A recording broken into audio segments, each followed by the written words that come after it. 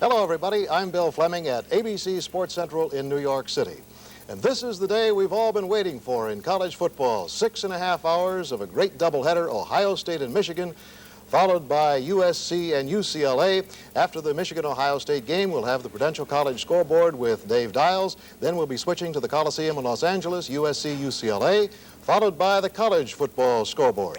I'll be with you all afternoon today to bring you up to date on many of the other key battles going on across the country, as well as late-breaking sports stories. I'd like to mention to you also that Wide World of Sports will not be seen today only. Next week, we do have a rather special treat in store for you, a special 45-minute Wide World of Sports featuring Janet Lynn in some special figure skating from Madison Square Garden. That'll be between the Army-Navy game and Notre Dame SC. But right now, let me urge you to fasten your seatbelt as we go to the football-mad city of Columbus, Ohio, and Keith Jackson. From Ohio Stadium in Columbus, Ohio, today the second-ranked Wolverines of Michigan take on the third-ranked Buckeyes of Ohio State.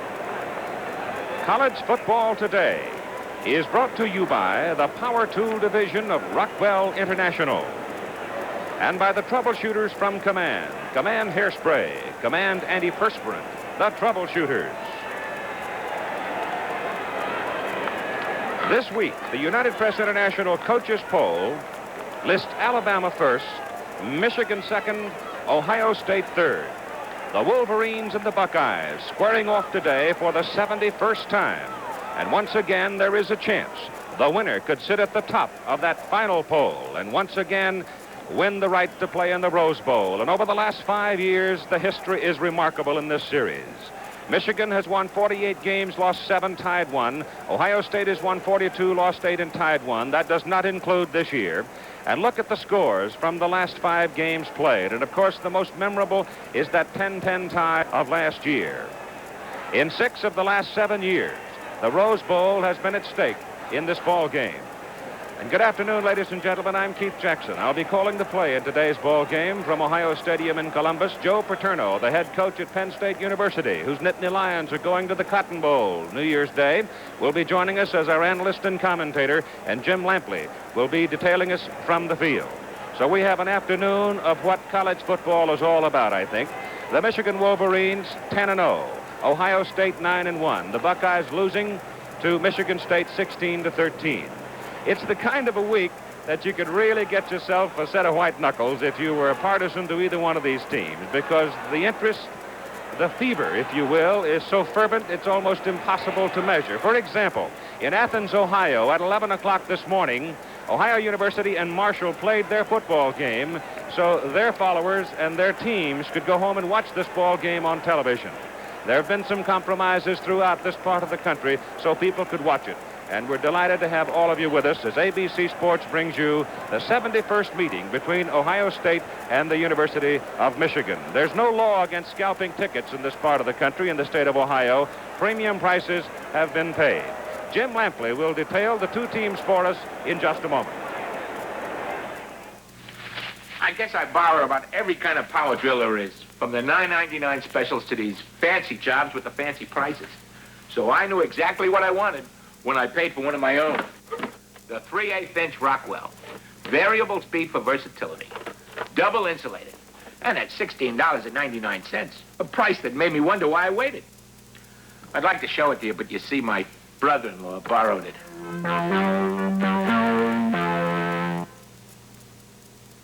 Introducing the troubleshooters. Command Hairspray. Command Antiperspirant. They keep on handling trouble for you right around the clock. Command Hairspray now gives you a new improved holding system that holds firmly but naturally with no sticky buildup or flaking. And Command Antiperspirant gives you powerful protection through all kinds of stress and strain. No trouble there. Try them. Command Hairspray, Command Antiperspirant. The troubleshooters. A year ago, the entire Michigan football program suffered an incredible disappointment. A disappointment perhaps best expressed by Coach Bo Schembechler in preseason this year when he said, "We're the only football team in America trying to rebound from an undefeated season." Because after their season-ending tie with Ohio State last year, the Wolverines were voted out of an expected Rose Bowl trip by Big Ten athletic directors. A broken collarbone on the part of quarterback Dennis Franklin was probably a key determining factor. And earlier this season, we spoke to Franklin, his coach, Bo Schembechler, and athletic director Don Canham about the carryover of emotion and disappointment from that big controversial decision. A year ago on a Sunday afternoon, you were walking down a street in Detroit when you got the news that your team would not be going to the Rose Bowl despite an undefeated season. Try to recreate, if you can, for us your feelings on that day.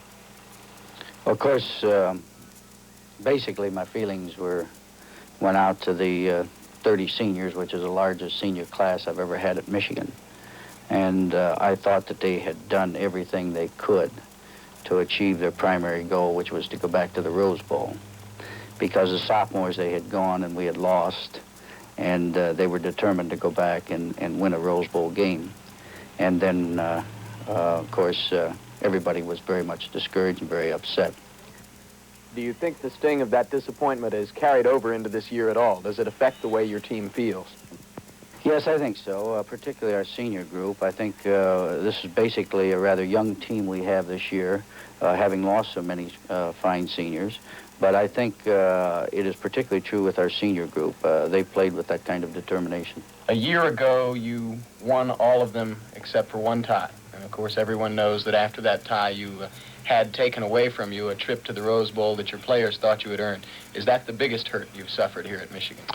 Definitely. I always felt, like if you work for something, you should be rewarded, what you work for. And, us not being awarded the opportunity to go to the Rose Bowl was very disappointing. Was it the kind of disappointment that's carried over into this year? Has it affected this team? Well, somewhat. I don't think, I don't think everything, our goals and whatnot are based entirely upon, that hurt feeling of last year. But I'm sure it has affected, individuals completely. Don Canham, a year ago, you were sitting in that chair when you heard the news that Michigan would not be going to the Rose Bowl, and obviously at the time it had to be a shock to you. Well, that's right, Jim. It was a tremendous shock. I think the reason it was a shock was because the philosophy of the Big Ten all these years has been not to repeat, and if you don't have to repeat, you shouldn't. And I was certain in my own mind that that philosophy would prevail, to be tied for the championship, and Ohio went the previous year, and that's why it was a shock for me. Well, Bo Schembechler will be trying to mine a psychological advantage today, but in the long run, he knows you win with players. Michigan has them. The leader is Dennis Franklin. He's also the most questionable commodity on the field today. Franklin has not been completely healthy for a single game this year. And a week ago against Purdue, he aggravated an ankle sprain that's been bothering him for weeks. He is not 100%. He's heavily taped. But he will play because Dennis Franklin suspects that it was that broken collarbone of his that kept the Wolverines out of the Rose Bowl a year ago. And believe me, no one wants to win this game more desperately than Dennis Franklin. Behind him are two outstanding tailbacks. The starter is Gordon Bell. The backup is Rob Lytle. You haven't heard their names that much, but consider this one statistic. Between them, Bell and Lytle have gained more yardage on the ground than Archie Griffin and his backup Ray Griffin have for Ohio State. I told you a week ago that the best athlete on the Michigan offense was Gil Chapman. He's done nothing to disprove it. He is the wingback he moved over from tailback a year ago. The biggest assignment facing the Michigan defense today is to try to stop Ohio State on the ground. And one guy who thinks they can do it is defensive end Larry Banks. Banks was feeling his oats earlier this week. He was quoted to the effect that if Archie Griffin is going to get his 100 yards today, he'll have to do it over Larry Banks' dead body. But the Michigan defense is centered around two outstanding linebackers. Steve Strenko, like Franklin, he's not 100%. He has a bad knee and it's heavily taped. His running mate is Greg Dupek, the monster man, and he'll roam all over the field to make tackles today. Those are the Wolverines. As we've told you, they are undefeated and ranked number 2 in the country. But they are not the team that's favored to win this ball game. That team is Ohio State. And in a moment, we'll be back with a look at the Buckeyes.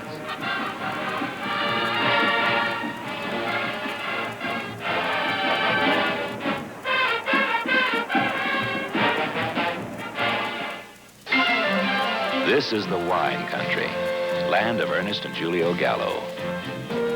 For 4 decades, they have been making some of California's finest wine. Today, wine experts acknowledge the excellence of Gallo's Chablis Blanc, The pale gold color, delicate aroma, and crisp, clean taste. Now, enjoy this choice wine from California's finest vineyards. Chablis Blanc, the premium wine from Gallo. There's only one thing I like better than French cooking. American men.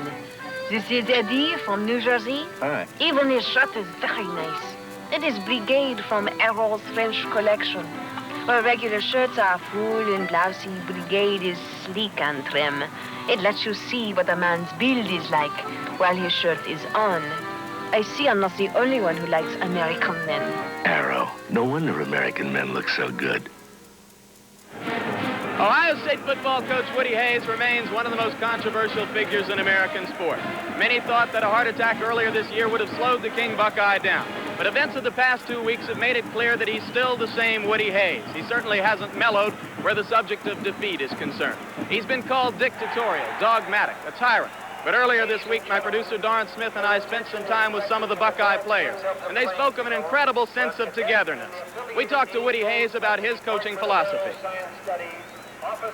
Coach, you have been quoted as saying that the student athletes who are in your football program have to be better people in ways than the other students on campus. How do you mean that? Well, they live a more disciplined life.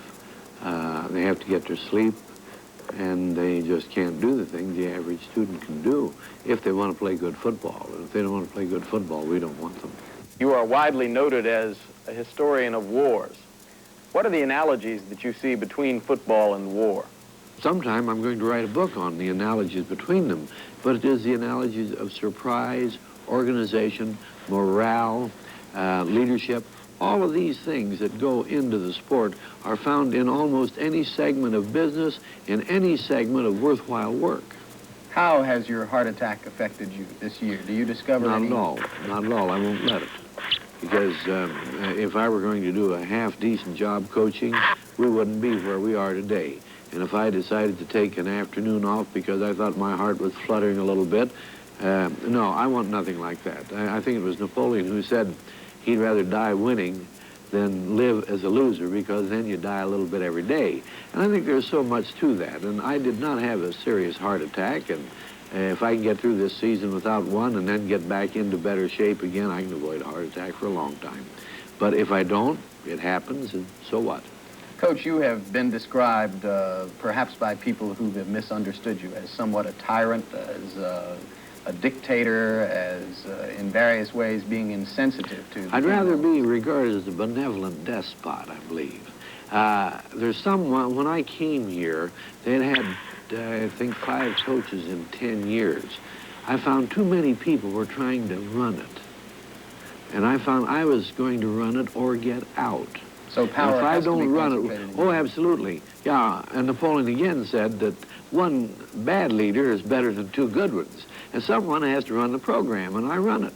And that's what I'm here for. Anytime I can't run it, then I operate, you know, on a 1-year contract. I've had 24 1-year contracts. So anytime they don't like the results I get or the way I run, they fire me. You think that there are misunderstandings that stem from this sort of great concentration? I think there are a lot of people in the news media today, and let me be quoted, there are a lot of people in the news media today who don't care about telling the truth. They simply want to make a story out of it. As a matter of fact, there is a sport in this country much bigger than football or basketball or baseball. It's that sport of tearing down. Someone who's never done anything and someone else who has achieved, they're jealous, and anytime that person makes a mistake, as he eventually does, why, then they point at him, see, and they try to tear it down. And this is the worst thing that's happened to our society. The people who built our society, the people who gave us the freedoms that we enjoy, were people who were builders. They didn't have much money, but they had great energy, and they were willing to use it. In all the world, there's only one Woody Hayes. In a minute, we'll take a look at the Buckeye players who'll be trying to bring Ohio State a 3rd consecutive trip to the Rose Bowl.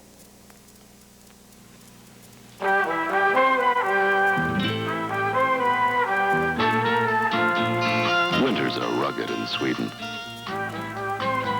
That's why the simple pleasures mean more to a man. Like Borkum Riff cherry liqueur flavored tobacco.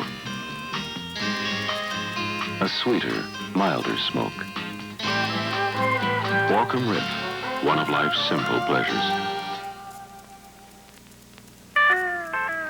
You just can't mess around when you're tuning up a car. You know, you're putting money into it, you've got to have a reliable job. When the car's running good, I feel good. I'm happy with Delco. Why change? It's an inside confidence that I have. When I put that part in your car, I know that you're going to be happy, and if you're happy, I'm happy. And Delco makes me feel good because it makes my car run good, and when my car runs good, I feel good. Delco tune-up parts. Look for our sign on a corner near you. Our national anthem. Our national anthem by the Ohio State Marching Band.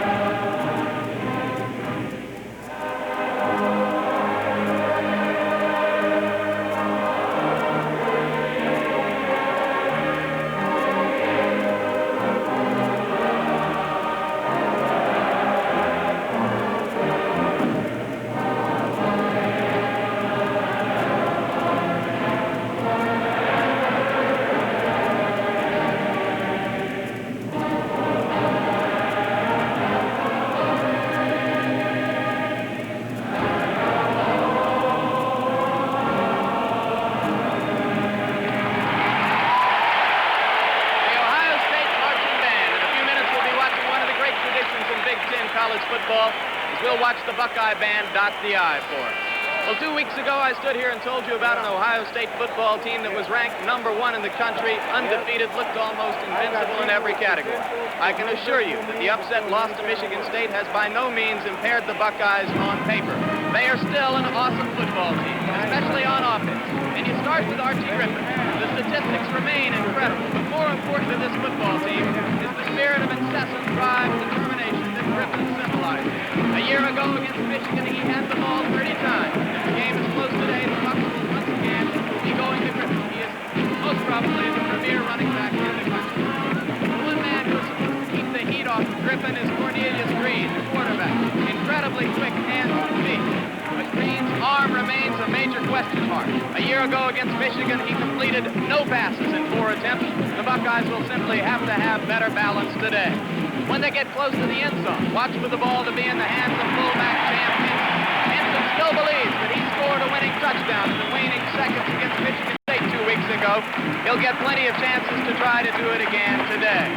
And the Buckeye defense, like the Michigan defense, is centered around 2 outstanding linebackers. Bruce Nelia was a fullback a year ago. He's been moved over to offense this year, and he is the leading individual tackler. His running mate is Arnie Toon. Now let's listen to the Buckeye Band.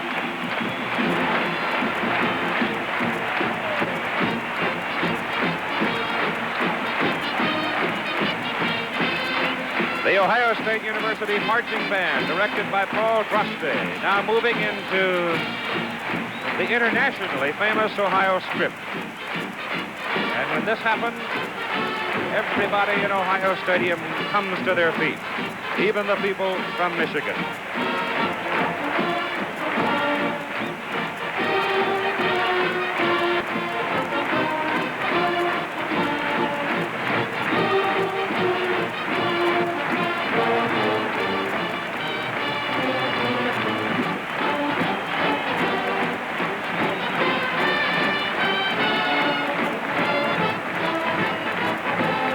As the word Ohio is spelled out, the man to watch is the person who dots the I. You'd be amazed at the competition that goes on for that job.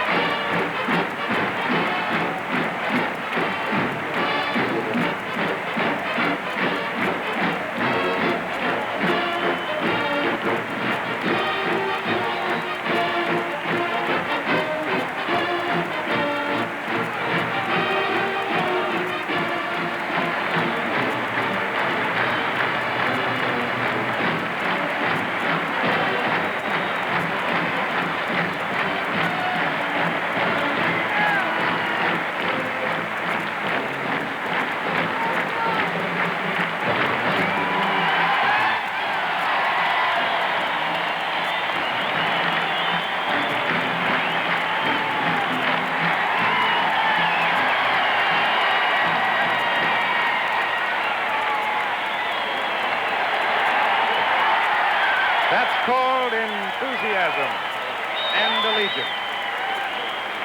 Here again is Jim. I want to tell you there's emotion here today. We've talked about the players in the glamour positions, the ones whose names you're going to be hearing throughout the game. 3 key players who could have a determining effect on the ball game. A center who could be an All-American, Steve Myers of Ohio State. He is an outstanding blocker. A defensive back for Ohio State, Neil Colsey, an All-American. He spent time in the hospital this week with a bacterial infection, supposedly will play. Colsey is a great kick returner. And a strong-legged kicker for Michigan, Mike Lantry. Keep in mind that a year ago, if Lantry had hit only 1 of 2 late-game field goal attempts, it would have been the Wolverines and not the Buckeyes who would have headed to Pasadena on January 1st. Now back up to the voice of our NCAA telecast, Keith Jackson. Thank you very much, Jim. And now we invite you to stay tuned as we return to Ohio Stadium in Columbus as the second-ranked Wolverines of Michigan take on the third-ranked Buckeyes of Ohio State in a classic Big Ten football game. A former fiancé makes a plea to Riker on the Rookies Monday night.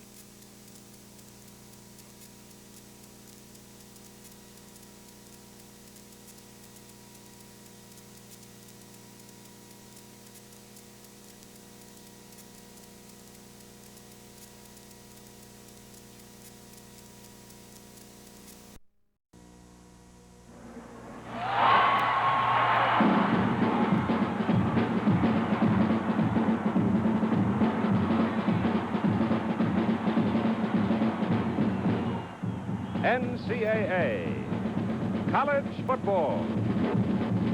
Today, the second-ranked Michigan Wolverines take on the third-ranked Buckeyes of Ohio State. NCAA college football is brought to you by Chevrolet. You're invited to see Chevy's lineup for 1975 at your Chevy dealers now. Chevrolet makes sense for America. By Texaco and the many thousands of independent Texaco retailers and distributors in all 50 states. By AT&T and the Bell system, we respond to all your business communications needs. And by Goodyear, the makers of Bigfoot, the new polysteel radial tire keeps its feet even in the rain.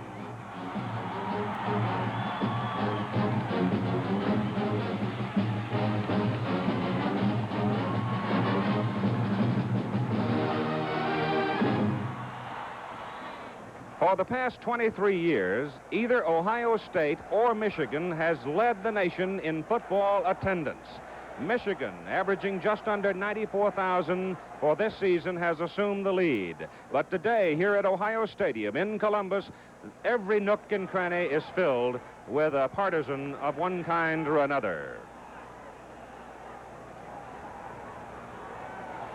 And now, ladies and gentlemen, introducing the offensive team for the Michigan Wolverines.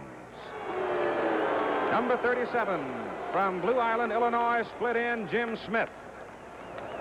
Number 67, from Tiffin, Ohio, quick tackle, Steve King.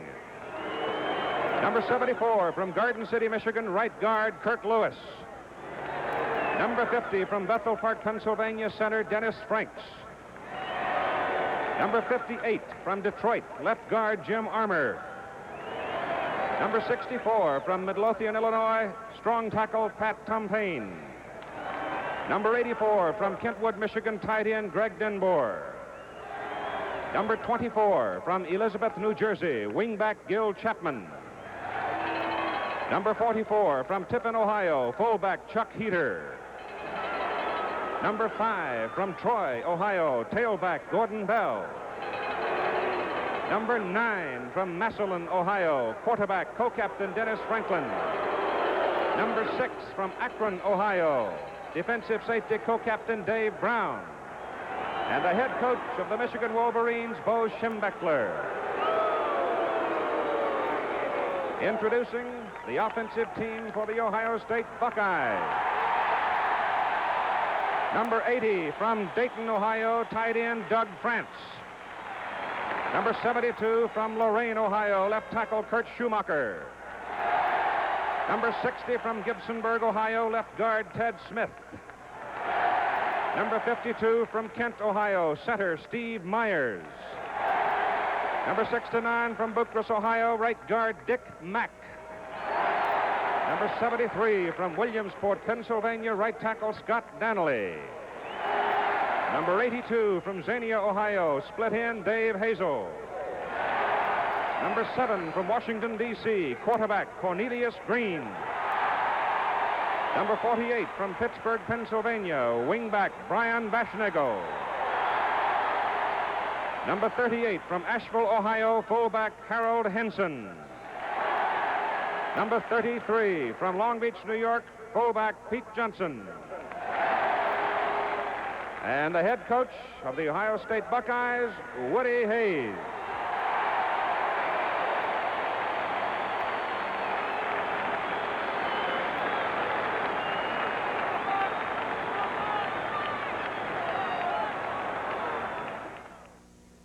I'm Joe Namath, and there's nothing I enjoy more than hot buttered popcorn. And nothing makes better hot buttered popcorn than the Hamilton Beach Butter Up Popper. It's the original automatic self-buttering popper. You just put the butter here, and you get the greatest hot buttered popcorn you ever tasted. Get the Hamilton Beach Butter Up Popper. Look for this box with Joe's picture on it at stores everywhere. The Butter Up Popper from the Hamilton Beach Scoville world of appliances. In every city, people just like you are doing business. And many of these businesses are discovering the Bell Systems family of customized PBXs. Our PBXs can be tailored to handle your business calls quickly and efficiently, and they save valuable space. Ask a communications consultant at your Bell company about our family of PBXs and other Bell System services. We know you want better business communications. We hear you. Good afternoon, everybody. I'm Keith Jackson. I'll be calling the play today. Our commentator and analyst is the head football coach at Penn State University, whose Nittany Lions are headed for the Cotton Bowl. A man who, over the last 5 years, has compiled a record, 6 years rather, of 56-7. One of the great coaches in the country, Joe Paterno. He looked like you're ready. All he needs a hard hat and get in there, Joe. I tell you, it's got to be, Keith. This is really an exciting football game. I'm really looking forward to it. You look at the history of the Ohio State Buckeyes with a record of 9-1. You see ball control. I think that's going to be maybe the key to the whole football game, especially early in the game, whether Ohio State, when they get the football, can do what they've done to other people. Just take it, control it in a precise way to see whether Michigan can come up with that attacking defense of theirs and force them into some 2nd and 10 situations like that. I think that's going to be one of the key things early in the football game. Ohio State getting the football, being able to keep it without Michigan forcing the line of scrimmage. Of course, the Michigan defense, as you study that, equals field position for the Wolves. Exactly. Michigan's had that ball. The other teams had the ball in Michigan territory several times and not been able to score because Michigan does force on defense and makes the other people go a longer way than they want to go. In this particular ball game, the forward pass has been a missing factor. Well, I think maybe that the key again to the football game as to whether we're going to have a high-scoring game or not will be whether somebody decides to throw the ball early. Somebody decides to throw it early and has some success with it, may open up the whole football game for us. There is certainly no shortage of emotion for it from any segment of the population having to do with this game. Now, you could feel it everywhere. You could feel it in town last night. You could feel it this morning. You can especially feel it right now. Not only, I'm sure, up here in the stands, but down on that sideline, there are a lot of young people determined to play a great football game. Joe, nice to have you with us. Right now, let's spend a moment with Bill Fleming in New York. All right, thank you very much, Keith. And, of course, the thing that I think is quite important to mention here is the fact that Michigan has not won in Columbus, Ohio since 1966. That Ohio Stadium is not an easy place to win. Now let's bring you up to date on the key games today that we're going to have special emphasis on. Yale and Harvard, with Yale, one of the 4 undefeated, untied teams in the nation, going for an Ivy League championship today against Harvard. Kentucky and Tennessee, although the SEC championship is going to be decided between Auburn and Alabama. That'll be on November the 29th, which you'll see on ABC. This game is rather important because it will determine who will play Maryland in the Liberty Bowl. If Kentucky wins or ties, they will go to the Liberty Bowl. And then, of course, it's Nebraska and Oklahoma for the Big 8 championship. The Oklahoma Sooners ineligible to go to a bowl, but Nebraska is all set to go to the Sugar Bowl against Florida. Okay, there's more excitement. There's Woody Hayes on the field. Let's go to Keith Jackson. The Ohio State Buckeyes, the home team, will be wearing the home colors or the crimson shirts today. They'll appear red to most of you, while the Michigan Wolverines will be in the white shirts. And there will be a vote on the Rose Bowl team following this ball game, regardless of the outcome. Succinctly, this is the way it will go. If Michigan wins the ball game or if Michigan ties Ohio State, then the Wolverines will have finished the season with the better conference record, the better overall record, and the vote should be academic.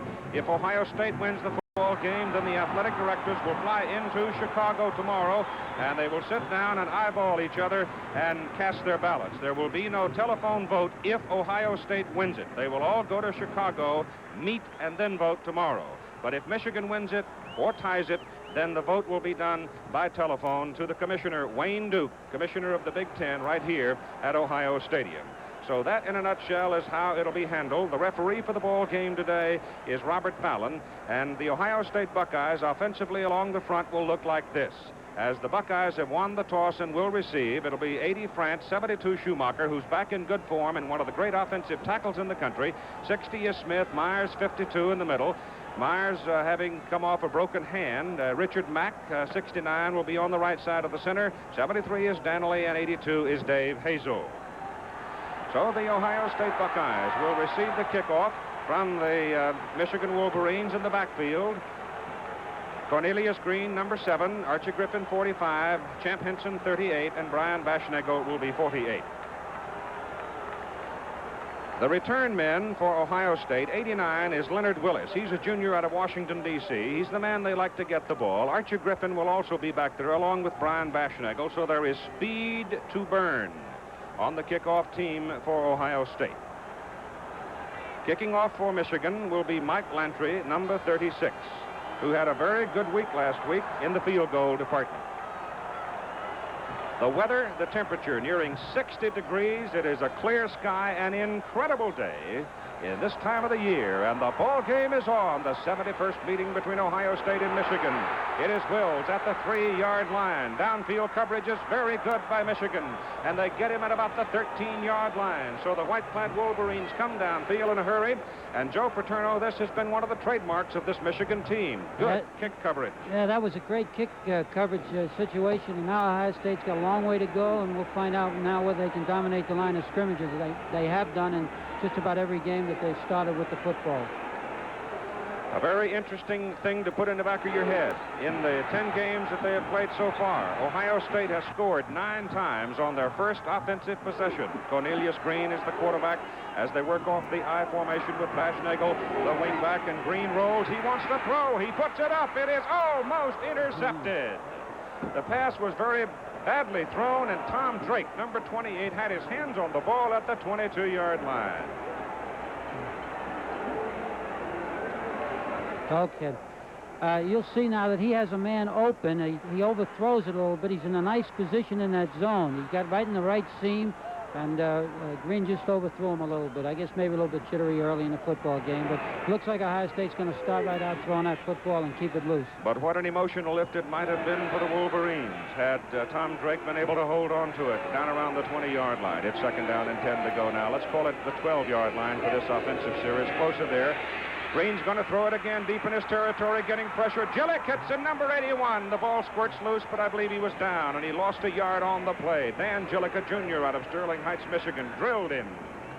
So Ohio State surprising everybody, going to the air in the first offensive series deep in their own territory as you see the Big Ten standings. Ohio State's only loss coming at East Lansing, Michigan, in one of the most controversial and exciting football games of any season. We have a change at tight end now for Ohio State as Mark Bartosik comes in, number 87, replacing France. He is the better pass receiver. It is 3rd down and 11 yards to go. They throw the ball, and there is no room for Archie Griffin. He's ducked behind the line of scrimmage, back at the 8-yard line. And so the Michigan defense looks very quick and very strong in the first offensive series of the game. They were in great position in all 3 of those plays, actually, and they're ready. They're heads up right now. Michigan figures to get the football in good field position as Ohio State is going to have to go to the punt and kick it out of the end zone. And it'll be Tom Skladany doing the punting, number 1. He is averaging, Skladany, 45.5 yards per punt. He gets it up in the air. He does not get a 45-yard average out of that one, but he does with a roll. It takes an Ohio State bounce, and it rolls dead at the Michigan 47-yard line. 44 yards on the punt. And Michigan gets the ball almost in the middle of the field. And along the front for Michigan, they'll line up this way. 37 is Smith at split end. King is 67. Lewis 74. Dennis Franks number 50 in the middle at center. Armour 58. Tom Payne 64. The tight end is Denbour 84. And the Michigan backfield. Dennis Franklin at quarterback.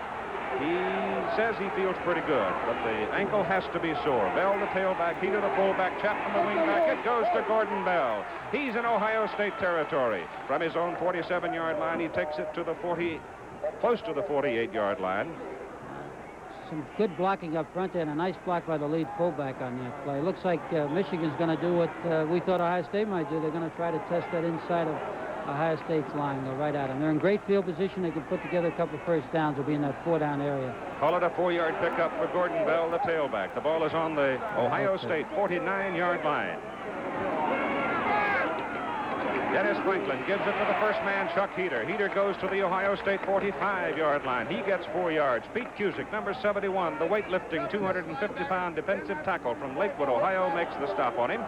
And you're looking now at a 3rd down and 2 for white-shirted Michigan. The Wolverines have won all 10 ball games. They've had to struggle in a couple of them. The Illini, as you can see, gave them a hard time, but last week we saw them against Purdue, and they were magnificent. The ball is just inside the 45, 3rd down and 2 yards to go for the first down for Michigan. It goes to Bell.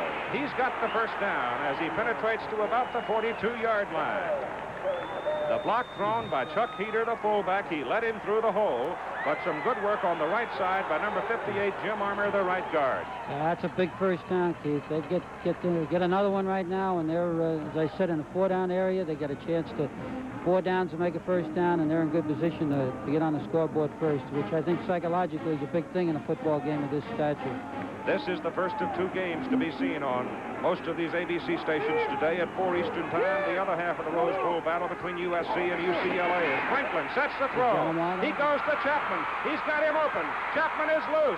Running for the flag. Touchdown!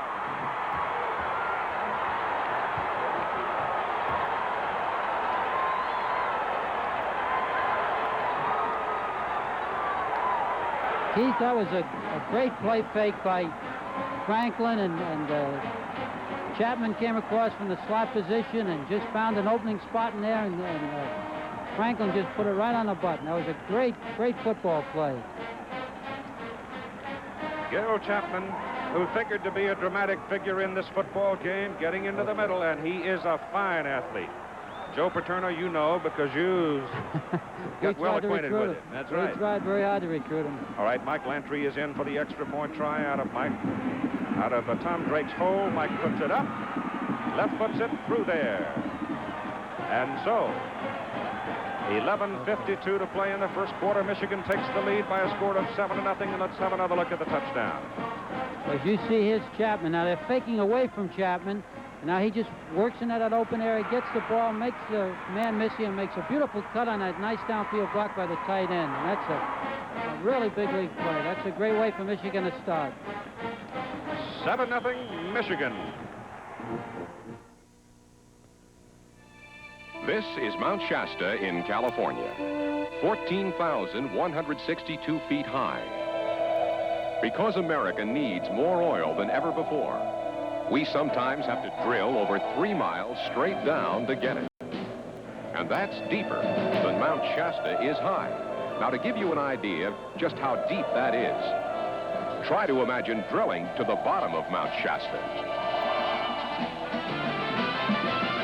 Even though the average cost of drilling down 3 miles could run $1 million, it's the kind of thing Texaco is doing to bring you the oil you need. And right here in Louisiana, Texaco is drilling several wells that are expected to be over 3 miles deep. We're doing our best to bring you oil, even if we have to drill deeper than Mount Shasta is high to do it.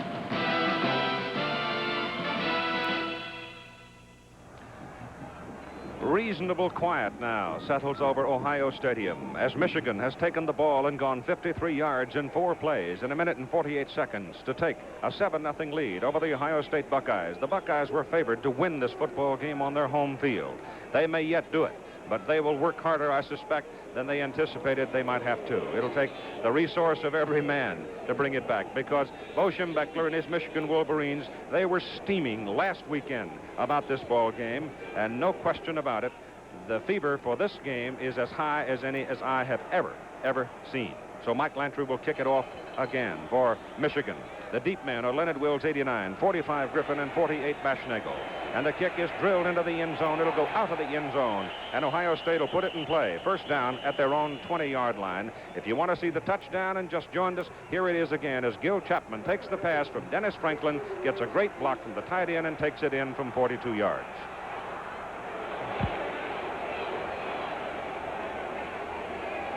It was a great play to call, great call, 1st and 10 after that first down, and Ohio State all tough, trying to stop that run, stop another first down. It was just a great play, a great call by the Ohio State now let's see Michigan what quarterback. The Buckeyes can do from the 20 as Cornelius Green gives it to Archie Griffin. He's hit at the line of scrimmage. He's hit hard by number 59, Steve Strinko, the linebacker for Michigan. He may have gained a yard. And certainly no, he did not gain that much. They give him just about a foot. I would imagine, Joe Paterno, that every time Archie Griffin moves today, there will be some member of that Michigan defensive unit moving with him. Well, so many of the plays that Ohio State uses are very similar to what the Michigan people use, and I think that they're familiar with them, and they'll be in good position for most of the runs. They may have some trouble with some other stuff. Here's Green back to throw. He gets it off. He throws it too high. It is incomplete. We have a penalty flag thrown. We may get an interference call, as Baschnagel had gone into the secondary as one of the two receivers. Dave Hazel was the other. There were some bumping on Baschnagel, and we may get a defensive interference call against Michigan. There it is, as Bob Fallon marks the ball. So that will be a first down for the Ohio State Buckeyes, their first of the ball game, and that, incidentally, is the only penalty call in college football where you can get an automatic first down. Now, Baschnagel is open here early, Keith, and now it's really not a deliberate pass interference, as you can see. He just was trying to get in position, intercept the ball, and bump him a little bit. The football is marked out at the 36-yard line as Green comes down the line. Pitches to Archie Griffin, number 45, and Griffin fighting up the sidelines. And he gets it into Michigan territory. A great individual effort by Archie Griffin. It's a first down for Ohio State at the Michigan 46-yard line. He gained 18 yards, including the Rose Bowl of last year. Archie Griffin has gained 100 yards or more in 21 consecutive football games. It's a great bit of running. He's an awfully powerful young man around the thighs and in the hips. He shakes off people very well. His younger brother, a freshman, Ray Griffin, backs him up at the tailback slot for Ohio State. And he sets a little bit deeper off the eye than some of the teams. That gives him a chance to read. Green turns. He keeps it this time. Green coming around the corner. He's down at the 42-yard line before he is rolled out by number 81, Gillick of Michigan. Yeah.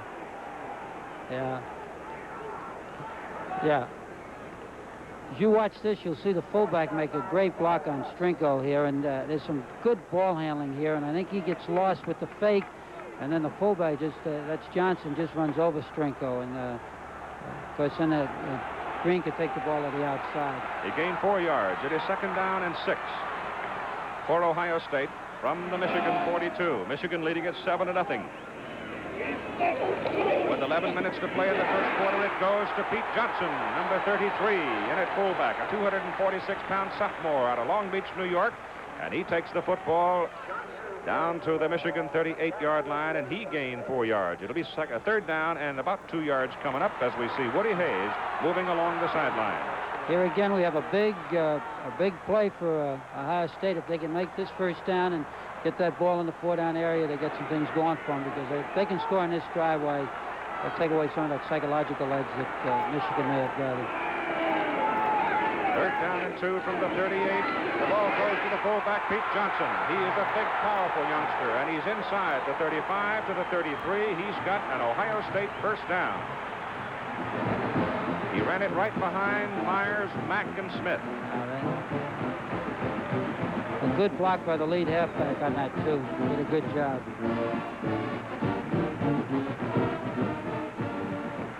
Ohio State's record 9-1.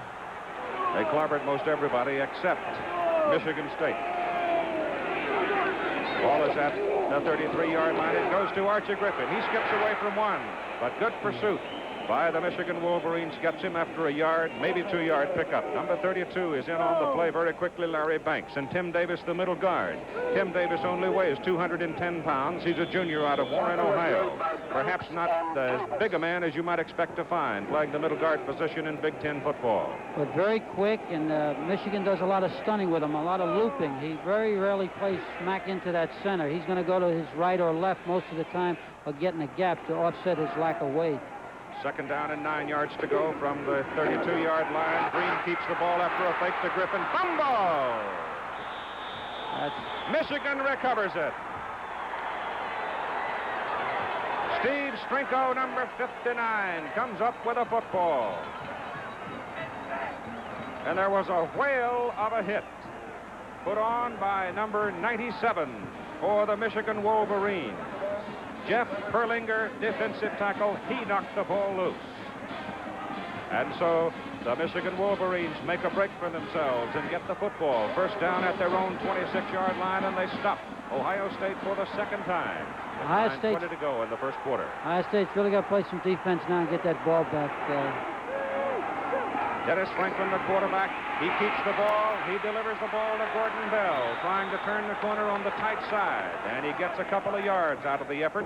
And we were talking before the game with Coach Joe Paterno, and we expected that Woody Hayes would stack the defense and protect the wide side of the field, and that's what he's done. The option play is not nearly as effective into the sideline because you don't have as much room to run wide as it is to the open field. And Woody will play his extra man, his rover, back to the open field most of the time and force Michigan, I think, to run wide into the sideline and probably run off tackle to the open field. Split in, Smith wide to the left side. Franklin turns, gives to Bell. Big hole up the middle for Gordon Bell. And he goes to the 40-yard line, and that'll be enough for a Michigan first down. That was the off-tackle play to the open field, where they're just a little bit looser than they are into that sideline. Ball is just outside the 40 for the Michigan Wolverines as Bell picked up 9 yards. Gordon Bell, a very dramatic running back. First quarter history scoring this season. You can see Ohio State has put a lot of points on the board early. So far, they are trailing 7-0 with 8:45 to go in the first quarter as Franklin gives the ball to Bell. You notice the quickness, and he pops out of there and he goes for another first down as he moves the football to the Ohio State 46-yard line. He picked up 14 yards on the play before Doug Plank brought him down. Two things on that play, Keith, that were just great football. Number one, the Michigan people blocked into everybody on that Ohio State line, stood them up, nobody got off a block, created a crack, and Bell found the crack and accelerated through it as a good back should and made himself a good play out of it. First down, Michigan. The ball is at the 46-yard line for the Wolves. Peter and Bell, the setbacks. Franklin gives the ball to Chuck Heater, the fullback. And number 44 is inside the 40 to the 39 before Van de Cree, number 88, can make the stop for the Ohio State Buckeyes. So now suddenly Michigan punches a hole in the middle of the Ohio State defensive line. And they're moving the ball. It is second down from the 39-yard line and 3. As Heater picked up 7 right up the middle.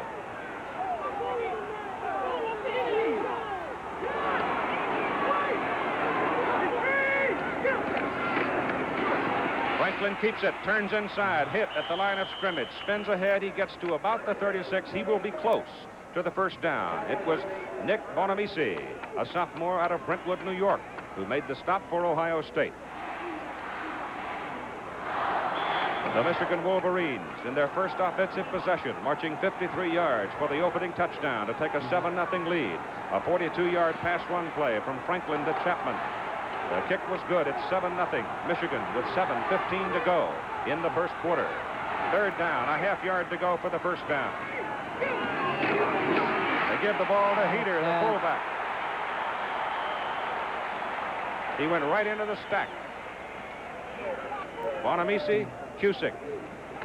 The two big tackles got as much of that artificial turf in their fingers as they could and hung on.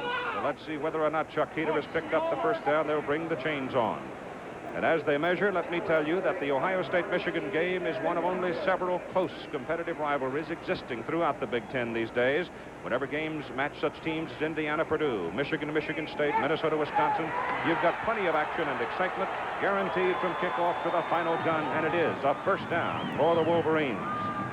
That Ohio State defensive line is going to have to start taking off a little bit better than they are right now. They're kind of sitting in there catching a little bit. They're not really firing into those people, and except on that short yardage play, they've been kind of sitting back and getting and catching rather than taking off a little bit. I think they're going to have to start moving across it to stop them. From the 36, first down, Franklin keeps it, gives it to Bell. Bell is shoved out of bounds. A very late pitch. But they do get yardage out of it, as Chuck Heater was the man leading the play and doing the blocking. And Michigan gets a lot of good blocking out of that fullback position. And again, running that option into the sideline. And boy, that Franklin does a great job of holding that football until the very last moment. A lot of people, that looks easy, but boy, that takes a lot of poise and confidence to hang on it right up until the end and then let it go. And he did that very well. He got 5 yards on the play. It's second down and 5 for Michigan at the Ohio State 31-yard line with 6:45 to play in the first quarter. Franklin gives it to Gordon Bell. Comes over left tackle. And Bell is down to the 27-yard line before Van de Cree, number 88, makes the tackle. Bell has carried 7 times. He's picked up 43 yards. I'd say that left tackle, that quick tackle for Michigan, is doing a great job. He's had 2 fine blocks on that play in a row, and he's hitting into that man and turning him very well. We're looking at third down and 2 yards to go for Michigan. George Pisgotsky, another tight end, comes in. It's a double tight end. Chapman leaves. They've gone for the big guys. They're going to go on the ground for it. Here's the pitch outside to Bell. Got the first down.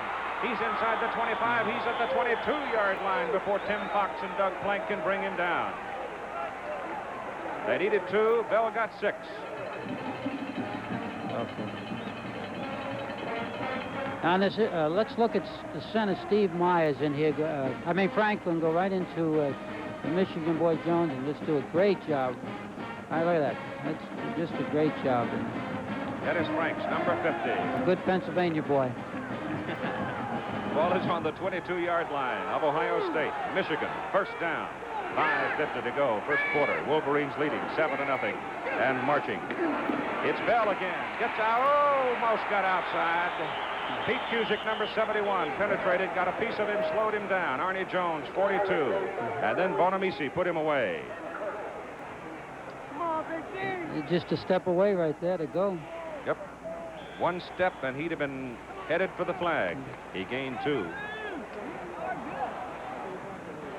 Ball is very near the 20-yard line. Michigan jumping on top and controlling the football game at this point. Ohio State's first offensive series was -4 yards. Second time, they fumbled it on the 26 of Michigan. Franklin back to throw. He gets it off. He goes for Smith. He missed it. Good defense by Neil Colsey of Ohio State. Jim Smith, number 37. Dennis Franklin, number 9. The quarterback was flattened after the pass. This is Smith now in the isolation. Watch him run down here. Does a nice move. Breaks out. And Franklin delivers this ball under a lot of pressure, and he's on the target right here, and the 2 people go up for it. Great play by Colsey. I think Dennis looked into the middle of that secondary, was looking for Chapman. Chapman had a crowd. 3 people around him. That's right, kid. Third down. And about 8 yards to go as Dennis Franklin goes to throw again. Better protection. Gets it off. Intended into the end zone for the tight end, Greg Denboer. Incomplete. That's not a good throw by Franklin. They're in field goal position. He shouldn't throw that ball up for grabs where it might be intercepted. That gives up a scoring opportunity, but it was that'll happen once in a while. He had pass protection that time, Joe. I thought perhaps that he could have exercised a little more patience. Yeah, you don't want to throw that ball away when you got a chance to get 3 points. From 37 yards, 37-yard effort. He'll kick it from the 27, 10 yards in the end zone. Mike Lantry, ball is down out of Tom Drake's hole. It is up. It is good. A 37-yard field goal by Mike Landry. And with 4 minutes and 57 seconds to play in the first quarter, Michigan leads Ohio State 10-0. Goodyear presents Carols and Candlelight, a record album of the great songs of Christmas featuring Julie Andrews, Harry Belafonte, Andre Kostelanetz, Kate Smith, Leonard Bernstein, John Davidson, Mahalia Jackson. Andy Williams, Stan Getz. Tony Bennett, Enoch Light. Percy Faith, Lawson and Haggart, Doris Day. Carols and Candlelight, just $1.50 at participating dealers and Goodyear service stores.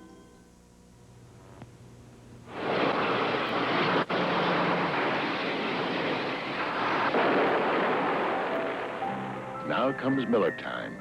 You blew out that 100-foot candle and saved thousands of barrels of crude. And now it's time for the best-tasting beer you can find. Miller High Life, America's quality beer since 1855. If you've got the time, if you've got the time, we've got the beer. This is Keith Jackson along with Joe Paterno, head football coach at Penn State University. Sitting high atop Ohio Stadium, Jim Lampley is with us as we cover the 71st meeting between the Ohio State Buckeyes and the Michigan Wolverines. And with 4:57 to play in the first quarter, Michigan has jumped to a 10-0 lead, a 53-yard drive, and a 37-yard field goal. And Leonard Wills now shielding his eyes from the bright sun. It's a clear day. It's almost 60 degrees. And Willis is back there along with Archie Griffin and Bashnagel and Lampley. Kicks it very, very high. And Willis looks into the sun, takes it on the 5. He comes back to the 19. On the tackle, Tim Davis, 56, 28, Tom Drake, Michigan. Let's call it the 20. Terry O'Neill, our statistician, is right in the first place. He wrote down a 15-yard return. The ball's just shy of the 20-yard line. Cornelius Green, number 7, checks into the Ohio State huddle. The Buckeyes are wearing the red shirts. Michigan leading 10-0, wearing the white. Michigan's defense has been most impressive. They've stopped Ohio State twice now. Bashnagel is in motion with Johnson and Griffin behind him, and it is Johnson, the fullback, into the middle. He gets a couple of yards, and that's all. Here's Jim Lampley. You're watching a lot of Ohio high school football products on both sides of the line of scrimmage today. 10 of Michigan's 22 starters are from Ohio. 31 players on the roster are from Ohio. By contrast, only 6 Michigan players on the Ohio State team. It's a matter of geography. The Ohio State people just don't like to recruit in Michigan. Michigan's people love to go to Ohio, where the best high school football is. Keith? Second down and 8 yards to go. Archie Griffin trying to pop it over the right side. Had his feet taken from under him by Tim Davis, number 56, the middle guard for Michigan. But he did get the football out to just beyond the 25-yard line. So let's call it third down and a long 4 for Ohio State. The Buckeye field position so far in the game has been the 12-yard line, the 20-yard line, and the 20-yard line. This is the third time they've had the ball. And they trail 10-0. Hazel way wide to the left side.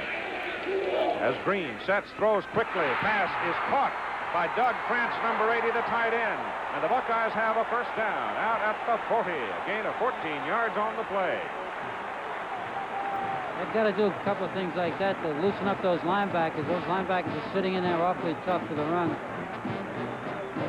Doug Krantz, 260-pounder, converted from tackle to tight end. One of the, if not the biggest man on the Ohio State team.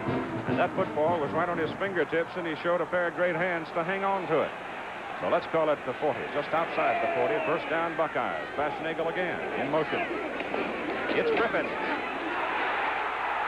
And Archie Griffin is caught by Dave Brown, number 6, and dragged down as he moves the football for 8 yards from the 40 to the 48. Brought down by Brown, but the hole open on that right side, and Archie almost popped out of there, but Dick Mack, the right guard, number 69. The blocking at the point of the hole was excellent. He had a nice shot into that secondary. Griffin now, 6 carries, 27 yards. And as you saw, he's gained 100 yards or more in 21 consecutive games, including the Rose Bowl. It's second down and 2 yards to go for Ohio State. Cornelius Green keeps it.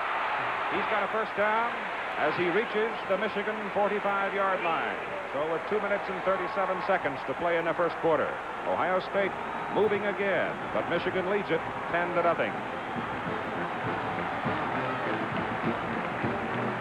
He looks like he can fly too, Keith.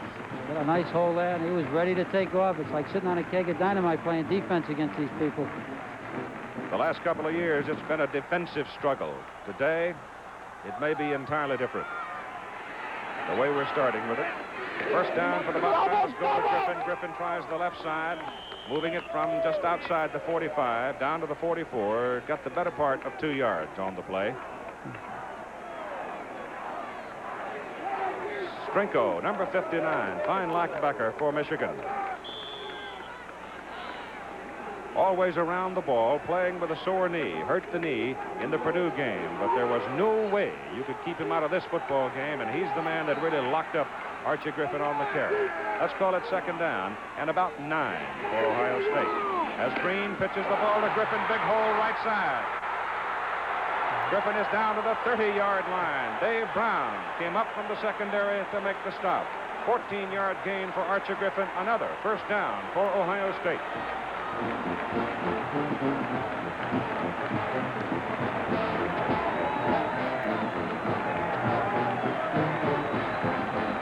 Michigan came into the ball game 10 wins and no losses.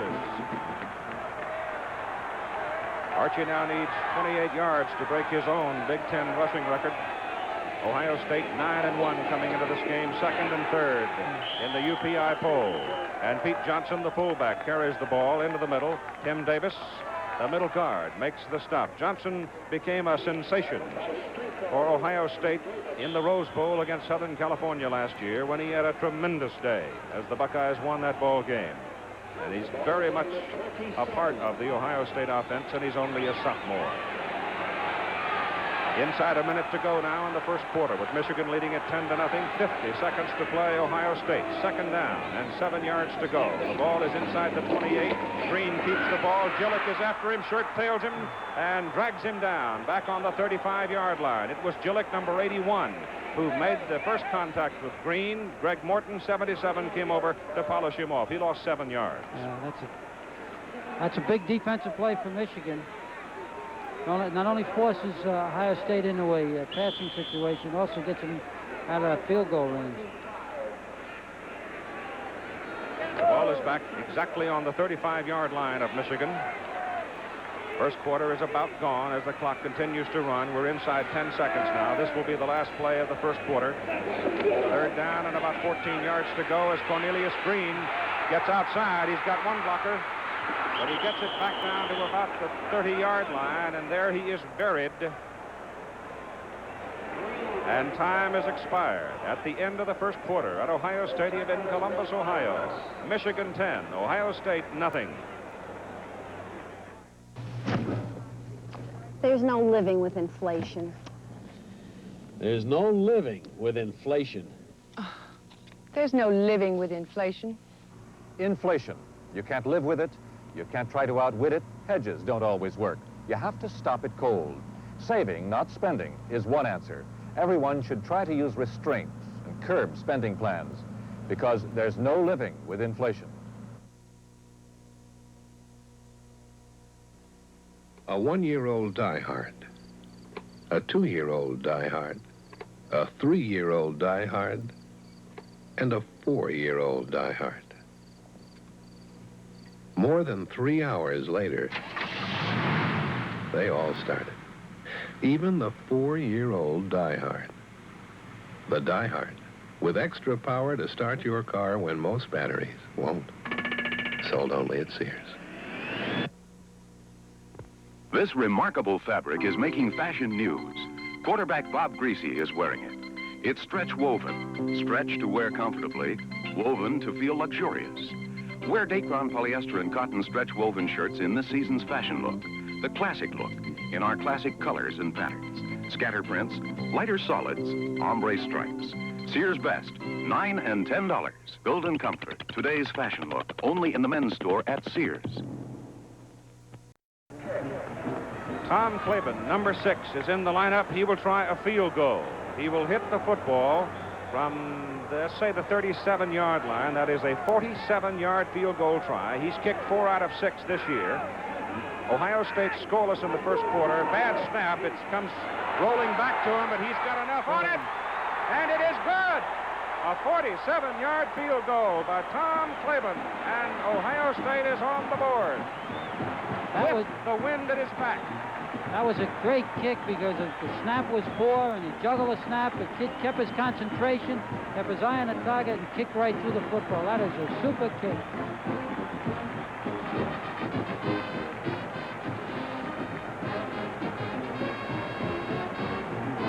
Have another look at it and watch the work of the holder here. Brian Bashnagel picks up the ball, puts it on the tee, takes his time. Klaban kept his poise and drilled it. 47 yards. But he did have the wind at his back. Makes you wonder whether maybe Michigan should have called timeout just before that quarter was over.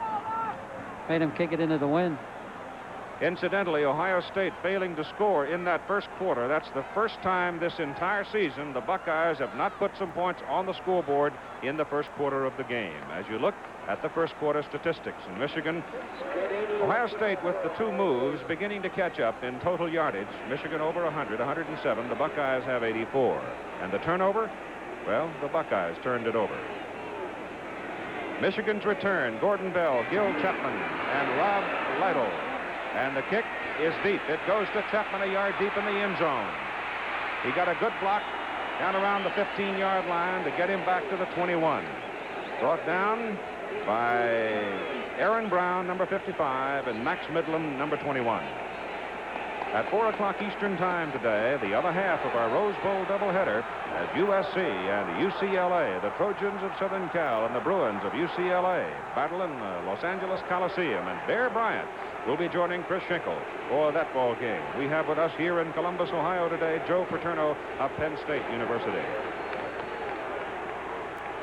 21-yard line as Franklin gives the football to his fullback, Chuck Heater, and Heater takes it to the 26. That's a pickup of about 5 yards.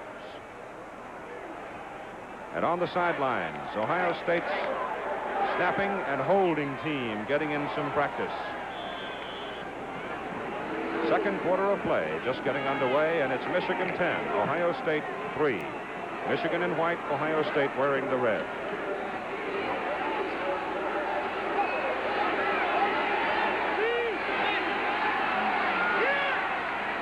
Buckeyes have 7 men up along that front. The linebackers have moved right in tight. They give the ball to Gordon Bell, and he isn't going anywhere against that kind of a defensive alignment. Gains a yard at the most as Arnie Jones, number 42, a linebacker, was the first to get him. So it brings up third down, and they need 4. Arnie Jones, number 42, stepped right into the seam, right into the crack, then came across on the angle with Van de Cree, put him away.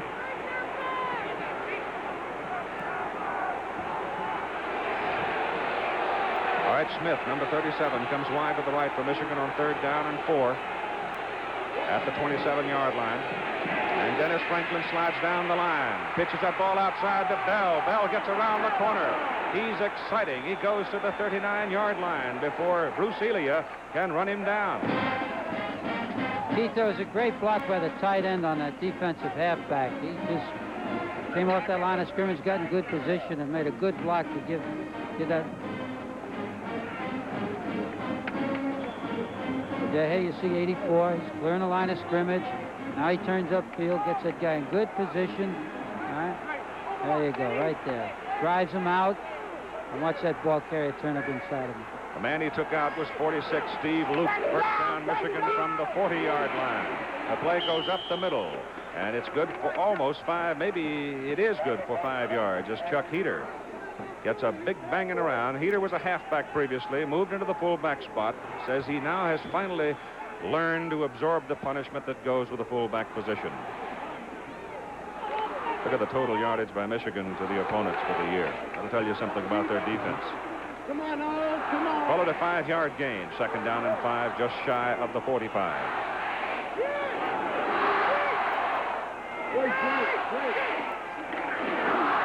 Franklin. Slip. He went down going to his left. The left ankle is his sore ankle. Lost a little bit of real estate, about a yard. Call it third down and 6 now for Michigan. Ball is at the 44.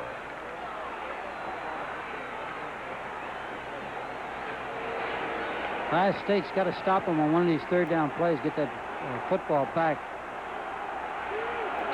Third down and 6 from the 44. Michigan 4 out of 5 in converting third down plays. Franklin back to throw. He gets it over the middle. It is intercepted. Picked off by Bruce Elia. And Elia brings the ball back to the Michigan 44-yard line.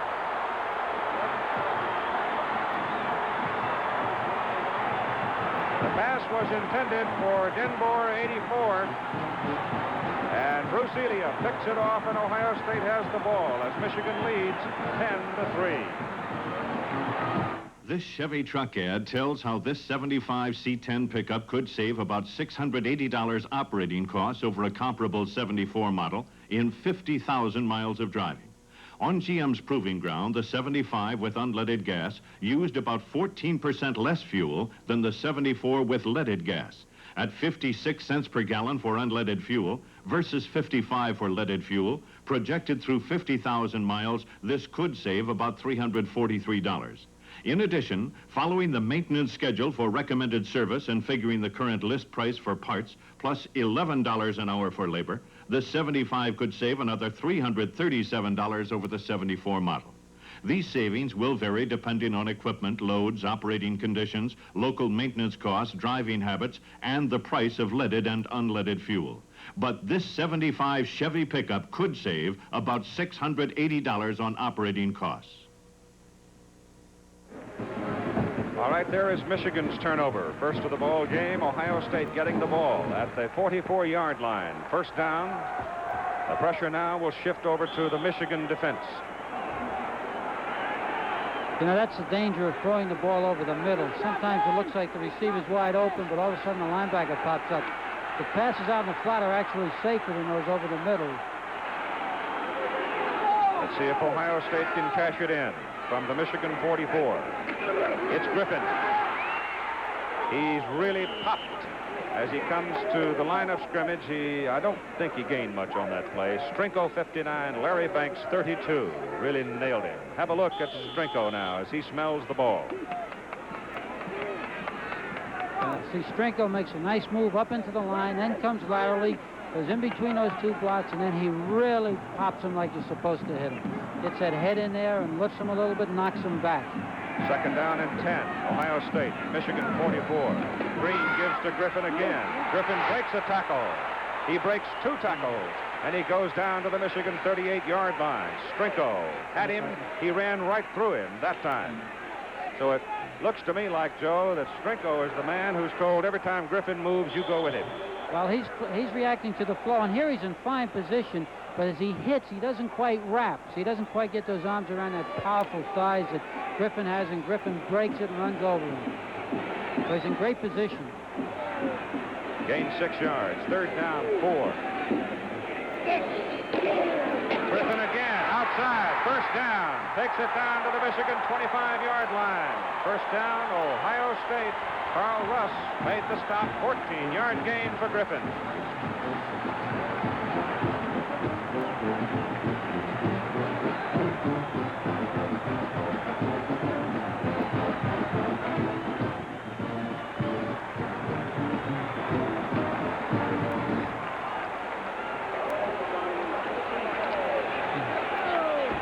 Bartosik, 87 in at tight end. France out for Ohio State. And you see Griffin accumulating numbers again today. Griffin carries one more time. He's inside the 20 down to the 17-yard line before Larry Banks brings him down. He took it for 8 yards, and he should have broken his own Big Ten rushing record with that carry. Depends on exactly where they put it. They put it at the 17. He does have 8 yards. He's now picked up 70 yards in 12 carries. Ohio State is starting to work into the sideline as we thought Michigan would against Ohio State.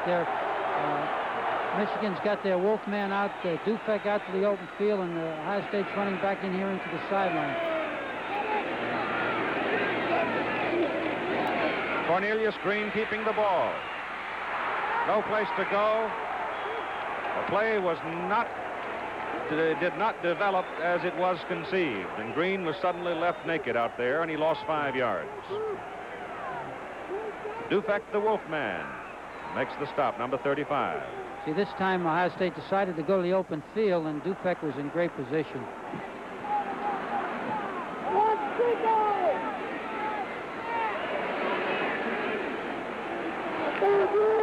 So the loss is back to the 22-yard line, where it is now 3rd down and 7 for Ohio State at the Michigan 22. Bashnagel in motion. Green gives the ball to Pete Johnson, the fullback.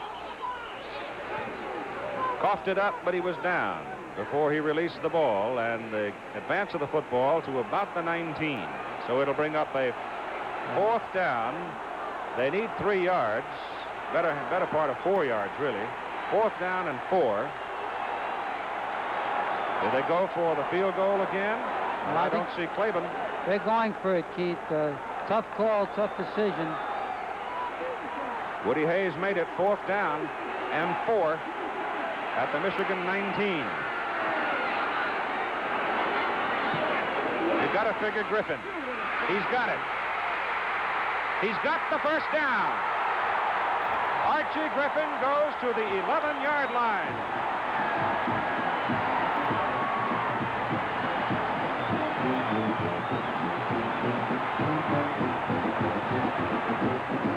Dufek had a shot at him and just missed him.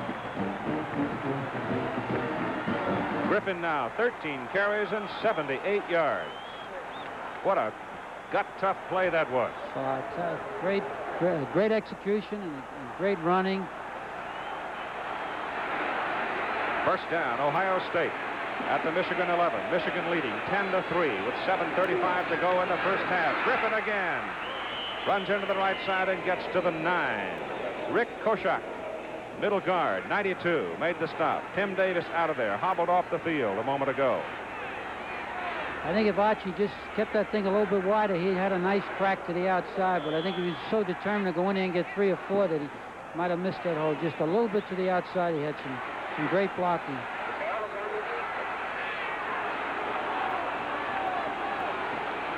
Just inside the 9. 2nd down. Griffin gets a couple of yards, maybe the 7-yard line. Calvin O'Neill, 96, linebacker. Perlinger, 97, tackle.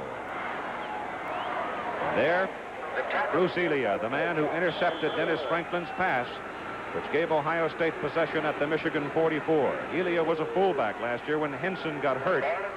Elia stepped in and played fullback for him. He's a fine athlete. He went back to his first love, linebacking, this year. It is 3rd down. The ball is just inside the 8-yard line of Michigan. Cornelius Green looking for a gap in the line. There was nothing there. Perlinger's Morton, both of them pinching in and sealed him off with help from Koshak. So now here is 4th down. The ball is at the Michigan 8-yard line.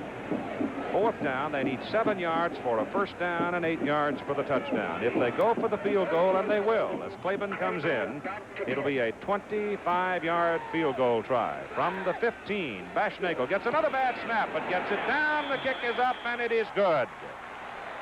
So Tom Klaban hits a 47-yard field goal. Now he's at a 25-yard field goal. And with 5:50 to go in the first half, Michigan 10, Ohio State 6. This Kodak Pocket Instamatic camera makes some Christmas gift. In fact, Kodak makes 6 different pockets. Each one takes big, clear pictures. And they're easy to carry, too. That's why they call them pockets. We sure are glad Kodak makes 6 of them. Because as you can see, There's a lot of variety in this family. Okay, everybody, hold it. Kodak Pocket cameras from less than $23 at your photo dealers for your family tree. Ryder rents trucks, new Chevys and GMCs. And Ryder does everything possible to make sure the wipers work, the headlights work, the brakes and steering and transmissions have been checked out. So practically nothing can stop a Ryder truck. Because when you rent trucks, you don't want them to give you problems. You want them to solve your problems. Doug Porter is a freshman in doing the snapping for the kicks for Ohio State. And again, that snap was a little off target, but Baschnagel is a pretty good shortstop. Handled that ball well, and Klaban has drilled it. Gil Chapman now, number 24, is the deep man standing at the goal line. Flanking him are Gordon Bell and Rob Lytle. Ohio State getting 2 field goals from Tom Klaban, trail in the ball game by a score of 10-6. Michigan has been very quiet offensively here in the second quarter.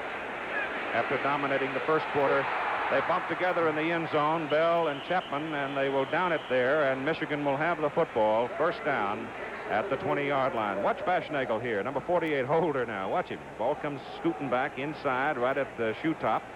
Scoops it up, handles it with soft hands, puts it on the tee, and Klaban popped it right through. Well, Baschnagel's a great athlete. Great athlete. Another good Pennsylvania boy, Keith. A lot of good old Pennsylvania boys going to be busting helmets Thanksgiving night. That's and Penn State. You'll see it over most of these ABC stations at 9 Eastern Time, Thanksgiving night. Dennis Franklin gives the football to Gordon Bell, the tailback. He tries to go up the right side. There's nothing there but a mass of humanity. He'll get a yard out of the play. Since Dennis Franklin threw the touchdown pass of 42 yards to Gil Chapman, he's 0 for 3 and has had 1 intercepted. But his football team, the Michigan Wolverines, wearing the white, leading by a score of 10-6 with 5:25 to go in the first half.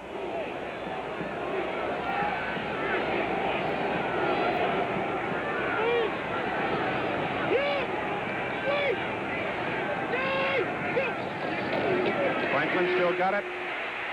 Gets around the corner, turning, running right into that sore ankle, the left ankle, made his cut on it. Moved the ball up to about the 28-yard line for a pickup of 7 on the play. And Ken Kuhn, number 54, Ohio State linebacker, made the stop. Here's Jim Lampley. Archie Griffin handled most of the road work in that last drive on gimpy legs. He's got a hip pointer on the left hip. He's got a thigh bruise on his right thigh. They had an ice pack on him for a short period of time, and he'll definitely play some more. He got that hip pointer, incidentally, in that 16-13 loss to Michigan State. Here's Dennis Franklin getting around the corner again. Getting across the 30 to the 32. He's got a first down for the Michigan Wolverines. Tim Fox, number 12, safety man, the stop for Ohio State. Franklin's got absolutely super judgment on that play. He seemed to be able to duck in, sometimes inside the end, sometimes outside the end. He knows when to pitch it. He takes it to the end when he wants to pitch it. He doesn't let anybody force him out of his pattern. He's playing a much steadier football game than Green. I think Green's going to have to settle down a little bit so that Ohio State can be as consistent as they have to be.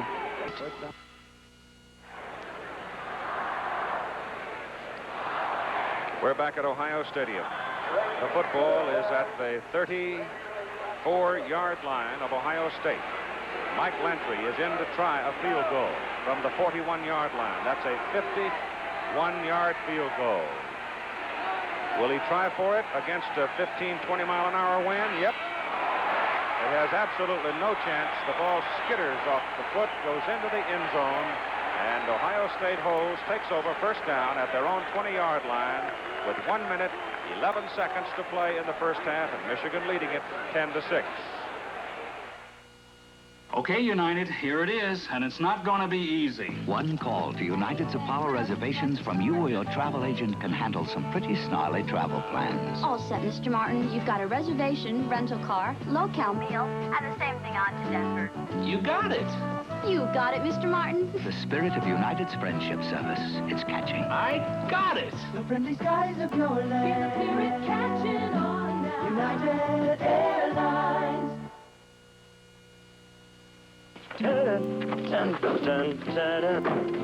When you use the family car for hauling heavy loads or carrying equipment, Gabriel's got the shop for you. Hijackers, to lift the loads you're hauling. Air-adjustable shocks you feel like a tire for wagons, campers, and trailers. Hijackers lift up to 1,000 pounds. To help you maintain a safe, level ride, let Hijackers take the load off. Gabriel Hijackers. King of the road. As you grow older, you may lose your health or your job or suffer economic loss. There's one thing you cannot lose, your education. That's why our colleges and universities are helping all kinds of people to get the one thing that no one can take from you. the Ohio State defense stopping Michigan. Michigan has been relatively quiet here in the second quarter of play. Ohio State with 1:11 to go in the first half of the ball game. Let's see what Woody Hayes decides to do. Whether or not he'll just run it out or whether he'll put it up. Cornelius Green on the option, turns around, gets from the 20 out to about the 22-yard line. Joe, do you suspect that? I would doubt very much if they're going to throw the football right now. Actually, Ohio State's in good position. They've come back from a 10-0, behind 10-0. They've come back and had some good drives. Actually, Michigan has not stopped them. They've only had to punt once, I believe, and I think they're just not going to get careless now and to win behind by more than the 4 points. They're in good shape, and I would imagine he's just going to try to run that clock out. Second down and 8 yards to go from the 22. Green steps back to throw, keeps it himself, and runs it out to about the 26-yard line before Greg Morton and Dan Gillick bring him down. And we got less than a minute to go in the first half of play.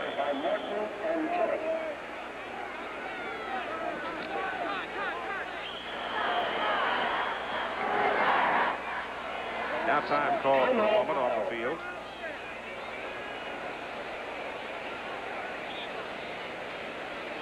So time is out on the field with 45 seconds to play in the first half.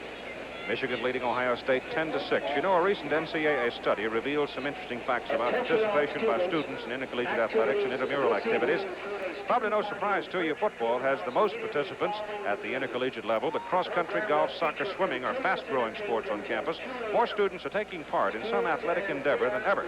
11.8% more men taking part in intercollegiate competition than 5 years ago, and over 50% more women. In the intramural activities, 35.7% more students, men and women, competing now than previously. And to support the student interest, the nation's universities and colleges have, in this year of 1974, a combined total of $1.9 billion in facilities, investment, and annual operating funds. And what all these facts and figures mean is that the educational system is the dominant factor in this nation in providing motivation, training, coaching, and facilities for sports and for recreational pursuits. All right, the whistle tells us on third down and 3 yards to go for Ohio State. 45 ticks remaining on the clock in the first half. Griffin hit at the line of scrimmage, slides away, and gets it across the 30 to the 32-yard line, and a first down for Ohio State. We may see Ohio State throw the ball now, Keith. They've got a little better field position, and they may decide that they can take a chance with a couple of deep passes or maybe a little screen or something of that nature. Clock is running, 35 seconds. Cornelius Green fakes the pass, keeps it, tries to break it outside, and gets it up across the 40 to the 42. He'll be a little bit short of his first down. Green has carried 9 times, picked up 10 yards. He's now wiped out his losses, and time is called by Ohio State. So we have 26 seconds to play. Buckeyes spend another timeout, and Green comes to the sidelines. Cornelius Green, offensive co-captain, and he is out of Washington, D.C. At 4 o'clock Eastern Time today, in the Los Angeles Coliseum, the USC Trojans and the UCLA Bruins. Here's Jim Lempley. There's a lot of superstition that surrounds this football game, and because of it, the Michigan football players under Bo Schembechler are staying in their 3rd hotel in 5 years here in Columbus. Bo won't stay in a hotel where his team has lost before, and they haven't won in Columbus since he's been coaching there. So this time they stayed at a new one. And by coincidence, they wound up staying directly across the street last night from the Ohio State players who stayed in a motel on Friday night. They could eyeball each other out the window, theoretically. That's just one of the many ways in which superstition affects this huge rivalry between Michigan and Ohio State. Keith? All right, Jim, I'll guarantee you one thing. There was a moment during the season where a couple of Big Ten teams got together after their game and had supper. You didn't have any of that last night, nor will you have it tonight between these two. It is second down. Very short yardage for the first down from the 42. Green turns it inside, gets his first down as he runs it out to the Ohio State 48-yard line. Tim Davis cut his feet from under him. And the clock now stopped as the chains were moved with 21 seconds to play in the first half. Michigan leading 10-6 over Ohio State. Green back, wants to throw, does get it off, goes to the sideline. Pass good to Hazel. He's down at the 26-yard line of Michigan. 10 seconds to play, 25-yard gain. Right now, they're right on the verge of field goal range. He's got, what, 10 seconds? They may go for the kick right now. I don't know. I think they have one timeout left. They may run it, call timeout, and then kick it. Here's the pass play to Hazel. He kind of just drifted out there in that right flat. And Green moved around, scrambled a little bit, spotted him, and threw the ball out there. Ohio State with one timeout remaining, only 10 seconds remaining on the clock here in the first half. I would imagine they'll run that ball to the left over here, give it to Griffin off tackle left, try to get it right in the middle of the goalpost. First down at the Michigan 26. Griffin goes instead of the left to the right. So the ball is going to be on the right hash mark as Cal O'Neill makes the stop for Michigan with 6 seconds to play in the first half. So Bashnagel comes in to hold it. And Tom Klaban, a junior out of Cincinnati, who's kicked a 47-yarder. He's kicked a 25-yarder, will now try a 43-yard field goal for Ohio State.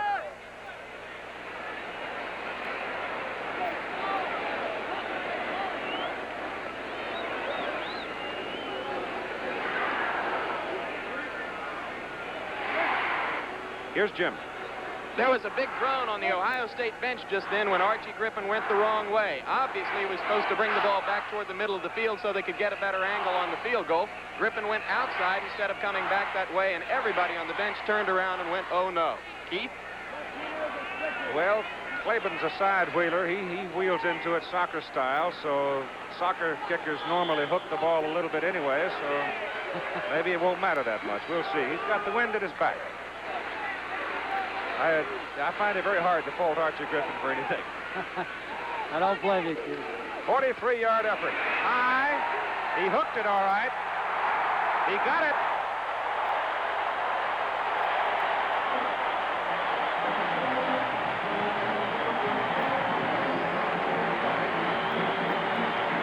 With only 2 seconds remaining on the clock before the end of the first half, Ohio State pulls within a point as Tom Klaban gets his 3rd field goal.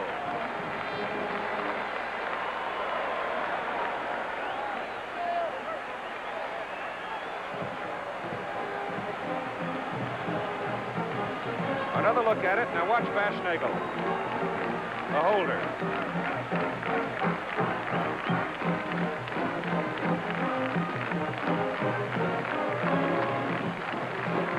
Well, he's been handling the ball all day. This time he went for the holder. 3 for 3 in a pressure ball game like this. Not too bad for that young man. Boy, they're great kicks. That one had a lot of distance, a lot of height. I would imagine now they'll probably onside kick this thing. I doubt they'll kick it deep with 2 seconds to go. 10-9. Nope, a little chip shot, short. It goes to Chapman down at the 8-yard line.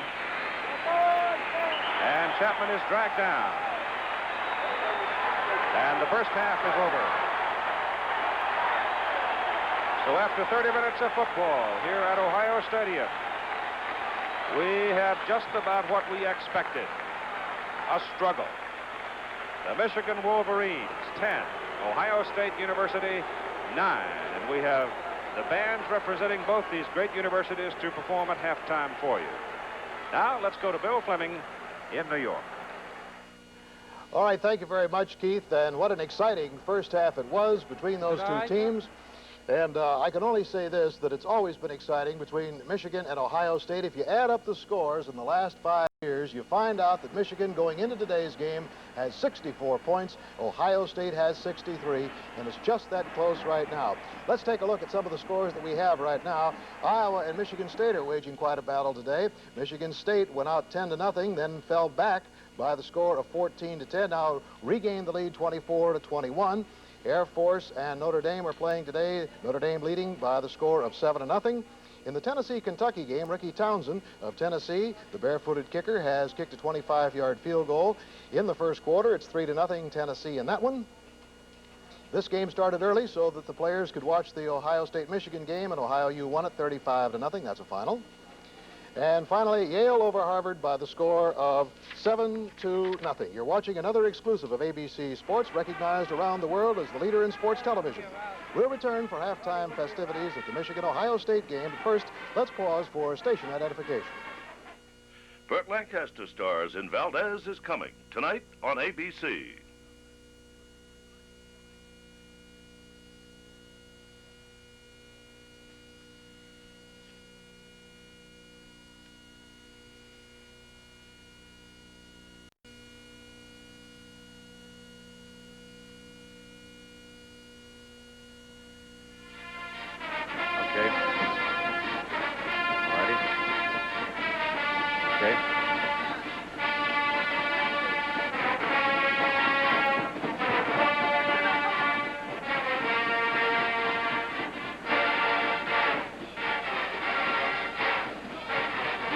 The Michigan Band is on the field, performing here at halftime, directed by George Carpenter, as the Michigan Wolverines lead the Ohio State Buckeyes by a score of 10-9 at halftime.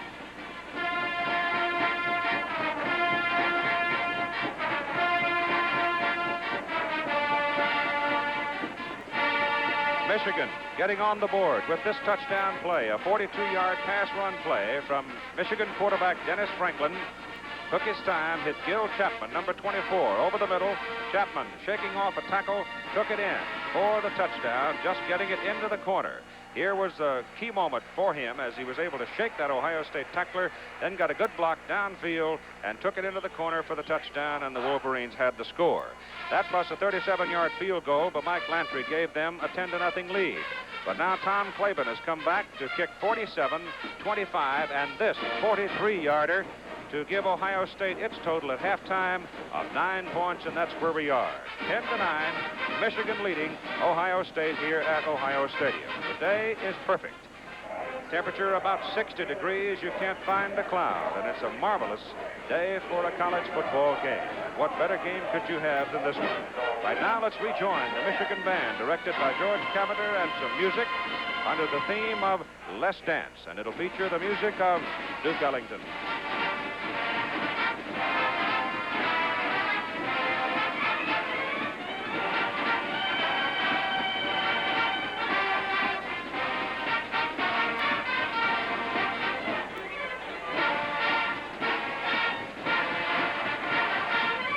Also say it features the music of Benny Goodman, and you'll hear a song in this group made famous by a gentleman named Gene Krupa. Gene Krupa was once a soloist with the Michigan Band.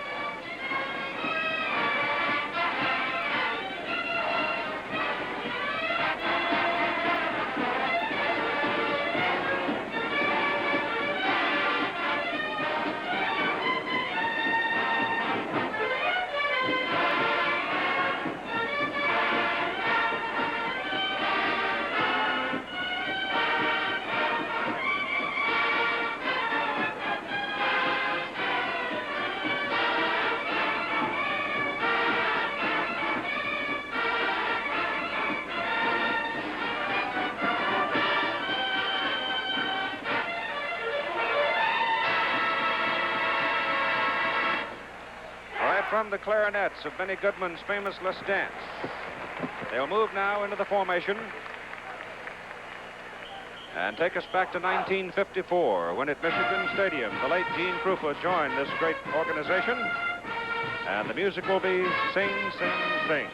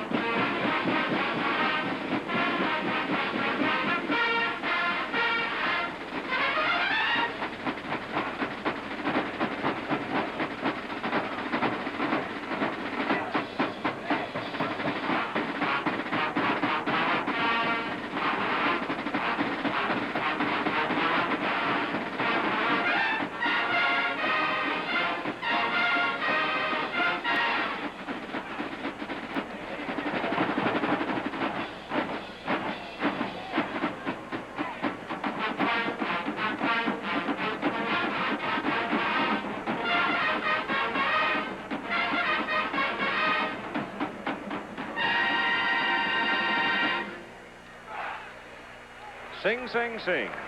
And had Joe Paterno's toes a-tapping up here. We're going to take that tour of the Michigan campus in just a moment. We want to see the finale of the great Michigan band. As they move now into the Duke Ellington music of Take the A Train.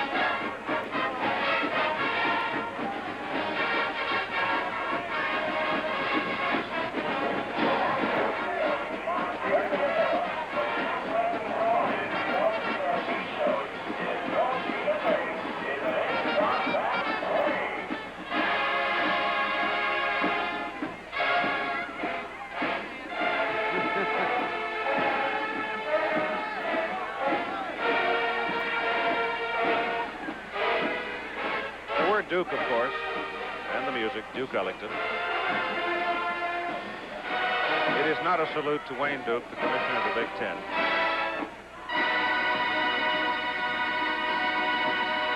Though they may well take that posture if Michigan goes on to win the football game. Somebody mentioned Duke Blue Devils.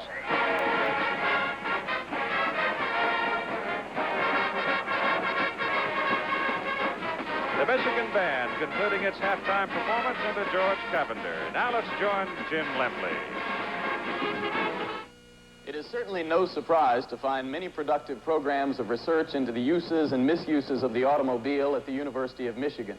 Most state universities reflect the endemic cultural and industrial concerns of their states. Here at Ann Arbor, many of these programs research involve Pete and others like him at the Highway Safety Research Institute. Pete is an integral part of accident studies here.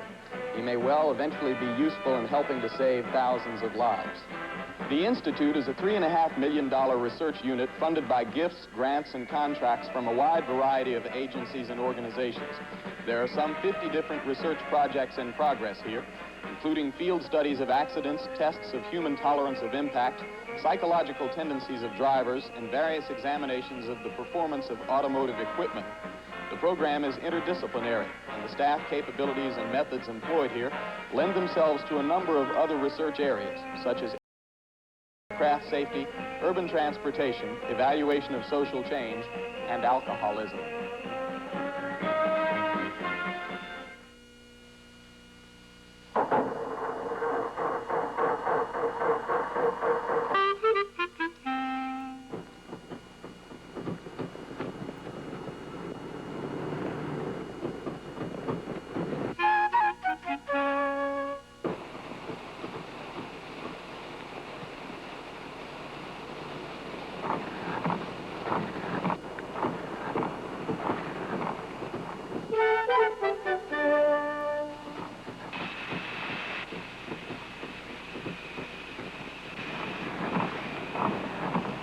Since there are times you need a gasoline station, even when you don't need gasoline. Your independent Texaco retailer also stocks a complete line of quality automobile accessories, including top-grade tires and long-lasting batteries, just in case. At Texaco, we're working to keep your trust. This is one of the most sophisticated and ambitious efforts in the United States to create a completely solarized home. It's the product of a joint effort on the part of the Ohio State University and private industries. It's a model for future homes which can be temperature controlled completely through the use of solar energy. And it's constructed entirely through the use of materials currently available for conventional construction. The energy used to heat and cool the home is produced through the use of solar panels strategically located on the roof. Scientists say that as much as 70% of the energy expended in the average household goes to heating or cooling, and the cost of solar panels can be amortized against that of other available forms of energy in 6 to 10 years. The panels have the capability of maintaining a constant temperature level within the house for up to 5 days, even in the complete absence of sunlight. The solar home is part of an ongoing effort at Ohio State and other universities across the country to find alternative forms of energy. This year, as in past years, Chevrolet continues its program of awarding scholarships to general academic funds in the name of outstanding players in our televised game. One of the winners here at Ohio State is Kay Louderback. Kay, how did the money help you pursue your college education? Well, I got to go to summer school last year instead of having a full-time job, and so this way I can graduate on time in June, which is very important for education majors. Thank you, Kay Louderback. Now let's go back up to Keith Jackson. Thank you, Jim. The Ohio State University Marching Band, directed by Paul Truste, is now on the field, performing at halftime, and the theme of their halftime program, the remembrance of the beginnings of a nation.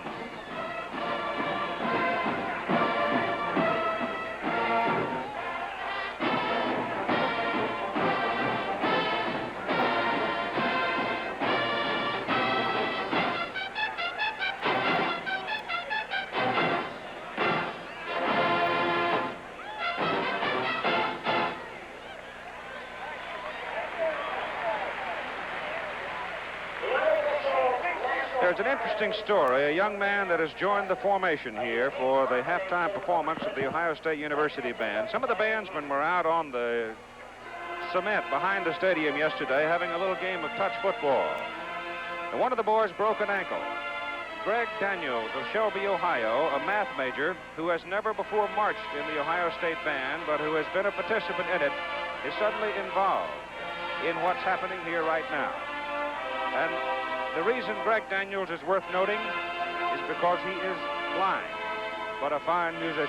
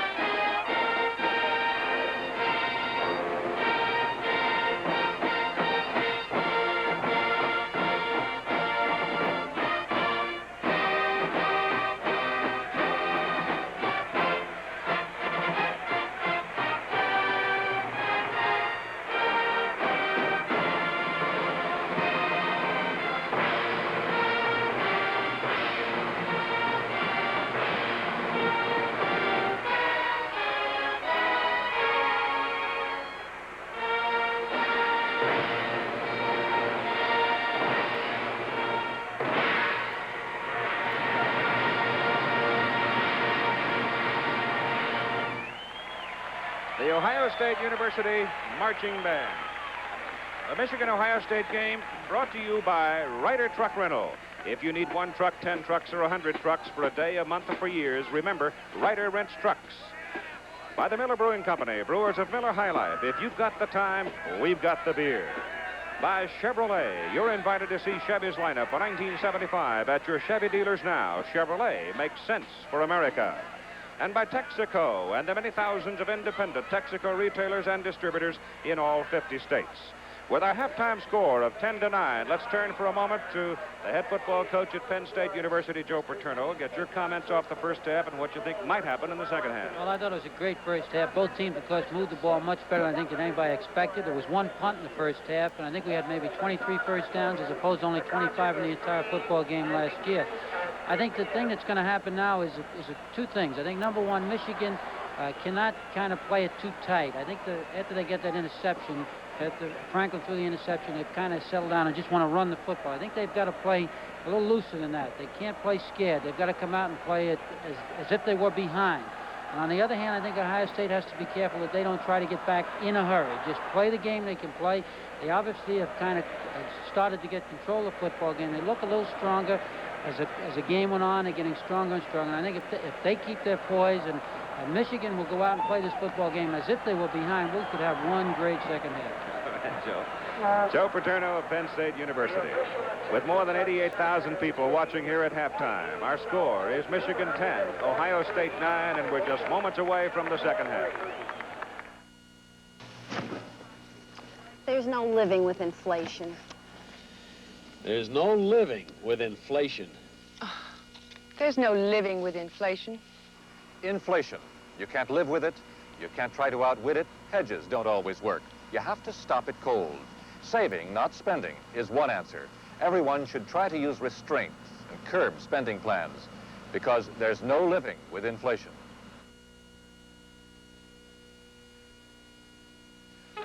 America, with used car prices the highest they've been in years, you may have help buying a 75 Chevrolet right in your driveway. Yeah? How much help? Well, a 2-year-old Impala is worth an average of this much more than a 2-year-old Impala was worth last year. What if you don't own an Impala? Whatever's in your driveway, America, see your Chevy dealer for a trade-in estimate. You may find the actual cost of buying a 75 Chevrolet is a lot less than you thought. Chevrolet trade-ins make sense for America. Hi, Harry. Oh, hi, America. Just looking over my new Vega hatchback, Chevy's Economy Plus car. Economy car, huh? Well, economy, sure. According to the EPA, the 75 Vega achieved the best gas mileage figure of any 4-cylinder economy car built in America. That's economy. But Vega has Economy Plus good looks. Plus bucket seats, carpeting. That's Economy Plus. Ohio is one of the few, if maybe the only state in the union where scalping of tickets is still legal. And there have been some bizarre things going on this week. 55 ads in the daily newspaper the other day offering tickets for prices $100 up. Pedro Crumpetcher and his brother tried to get $10,000 for 2 tickets. He didn't sell. No, I didn't. It was just too high. What was your highest offer? $3,000 for each ticket. $3,000, and the seats aren't even that good, are they, Pedro? Oh, they're pretty good, but we decided we are going to sit in the most expensive seats on this stadium, probably in the history of the football in the United States. The most expensive seats in the stadium, and that is a measure of how insane the entire atmosphere surrounding this rivalry is. Now back up to Keith Jackson. All right, Jim, thank you very much. I don't know. I'd tell you, I'd do a lot of thinking before I'd say no to a $3,000 offer. You know, come to think of it, I think ABC's got the most expensive seat in the house. Yeah, you're right.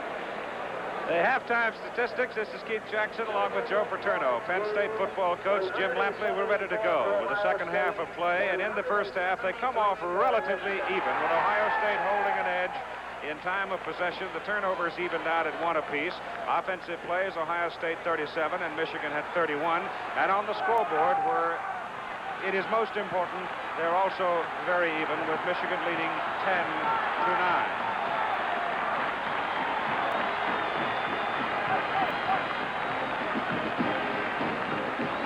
At 4 Eastern Time, over most of these ABC stations, ABC brings you the second half of today's top NCAA college football doubleheader. The 7th-ranked Trojans of the University of Southern California, led by A.D. Davis, Anthony Davis, who is their Heisman Trophy candidate, will square off against crosstown rival the UCLA Bruins. And that will, as usual, be a war, just like this one. It's 2 quality football teams. They get it going at 4 Eastern Time. Bear Bryant and Chris Schenkel will document that game for you. Gil Chapman, number 24, in white, goes deep for Michigan. He's flanked by Gordon Bell and Rob Lytle. Kicking off will be Skladany for Ohio State. Tom Skladany out of Bethel Park, Pennsylvania. Same place that the Michigan center Dennis Franks comes from, and he got all of it that time with about a 20-mile-an-hour wind at his back, knocked it completely off the playing surface. Michigan will put it in play, first down at the 20-yard line. And the Wolverines open like this along the front with Smith, King, Lewis, Franks, Armour, Tom Payne, and Dinbor. And in the backfield, they will have Dennis Franklin, number 9. Gordon Bell will be the tailback, number 5. Chuck Heater, 44, is the fullback, and Gil Chapman will be the wingback. That's the way they line up.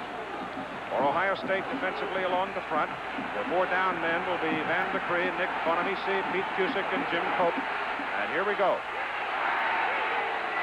Franklin gives the ball to Gordon Bell, and Bell from the 20 goes to the 23 for a pickup of 3 yards as linebacker Arnie Jones and Nick Bonamisi, the left tackle. The linebackers for Ohio State, 36 Elia, 42 Jones, 9 Ken Thompson, number 20 Neil Colsey, 46 Steve Luke, 28 Doug Plank, and Tim Fox. Number 12 are the deep men defensively. Jim Zier now comes in. No, it is Dave Metz in, replacing Kirk Lewis at the left guard position for Michigan. On 2nd down and 7, Franklin pitches the ball to Bell, sweep it left, cuts it back against the grain. And he gets it up to the 27, 28-yard line before Elia, Bruce Elia, who had a pass interception in the first half, makes the stop. Have a look at Bruce. Yeah, look what Cusick forces the play back in. They want to go outside, and watch Elia here following along the line of scrimmage. He gets even up, and there he goes, moves, boom, right in there. Good tackle. But Gordon Bell is now past 100 yards. He has carried 19 times and gained 102 yards. He is the leading ball carrier in this game. He has gained more yardage than Archie Griffin so far. Archie has 89 yards and 17 carries. On 3rd down and 2 yards to go, Franklin gives to Bell. Bell trying to get outside. He can't do it. Great defensive flow. Van DeCree, number 88, and Doug Plank, number 28. Coughed up the ball, but they're going to call the ball down at about the 27-yard line, and Michigan will punt it away.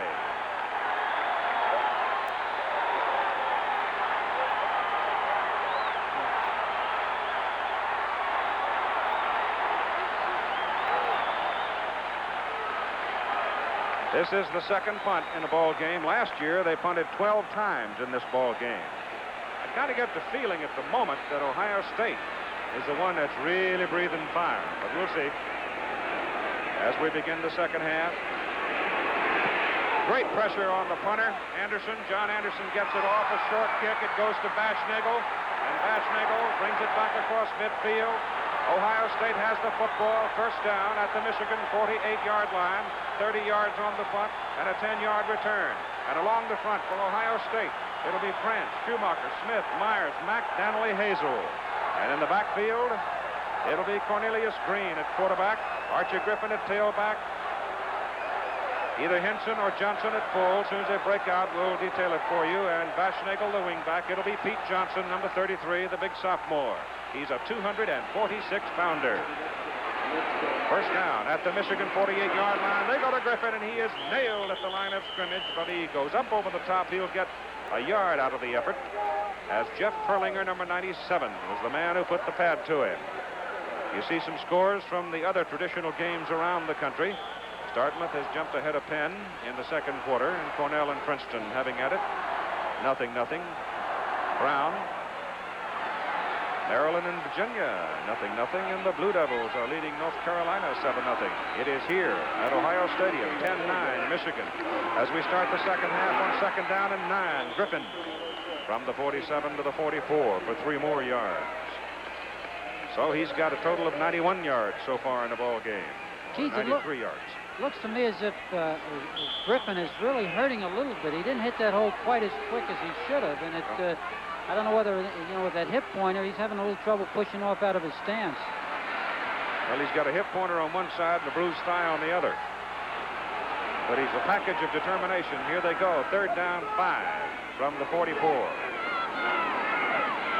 to throw, getting pressure, gets away from Gillett. He gets the first down, turns it outside and runs out of bounds.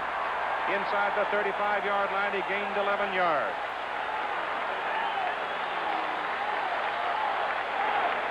That's the thing that drives defensive coaches nuts. When a quarterback, you've got him hung up and you lose leverage on him.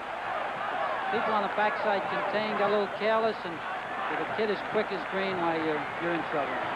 Ball is at the 33-yard line of Michigan. First down, Ohio State. Michigan has led all the way. They went ahead 7-0, then 10-0, then 3 field goals by Tom Klaban has pulled it back to 10-9. Buckeyes moving again as Green gives the ball to Pete Johnson, the fullback, and Johnson certainly didn't gain anything, may have lost something, as Tim Davis, number 56, the middle guard, penetrated for Michigan. At big 97, Perlinger, 235-pound junior out of Crystal, Minnesota, has played a lot of defensive tackle this afternoon for those Michigan Wolverines, too. There was a loss on the play of about a half yard. Second down, a little more than 10. Bashnagel in motion. Green throws it, misses Bashnagel coming to the sidelines. And right with him was Tom Drake, the defensive halfback for the Wolves.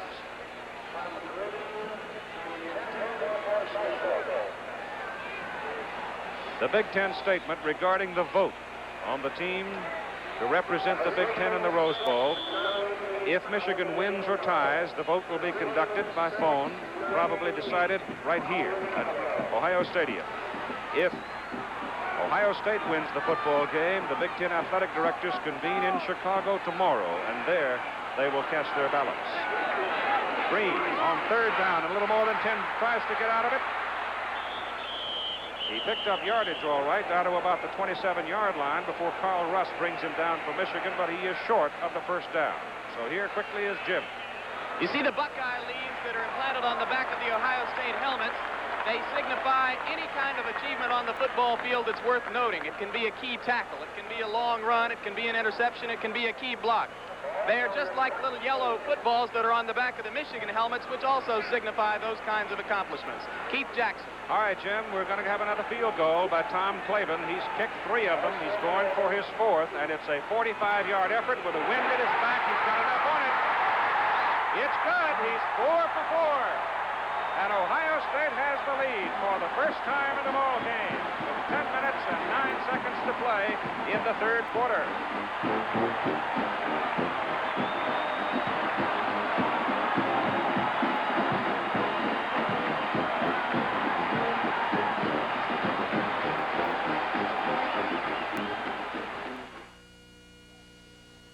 Well, I've owned 3 cars with Delco products in them, and what I'm looking for is quality.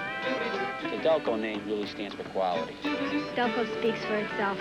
I don't think there's any other battery but the Delco. I would never buy any other battery but Delco. I said, well, put a Delco in it. By all means, put a Delco in it. But that's the one thing that we agree on. Yeah, Delco right. batteries.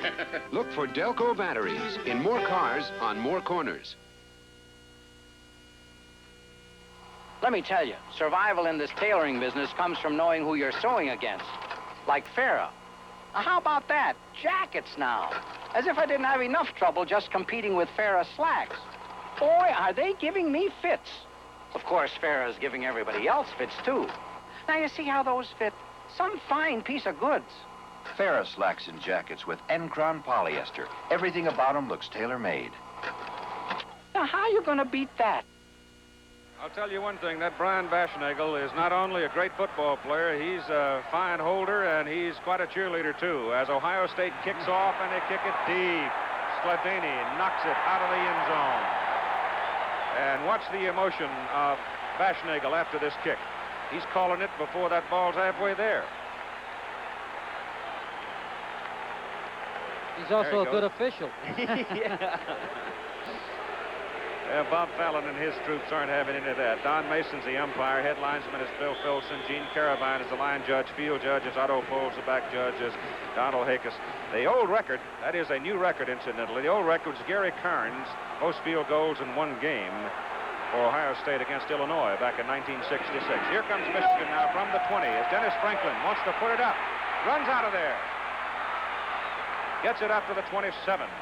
Bruce Elia, linebacker, had dropped off in short zone coverage and made the stop.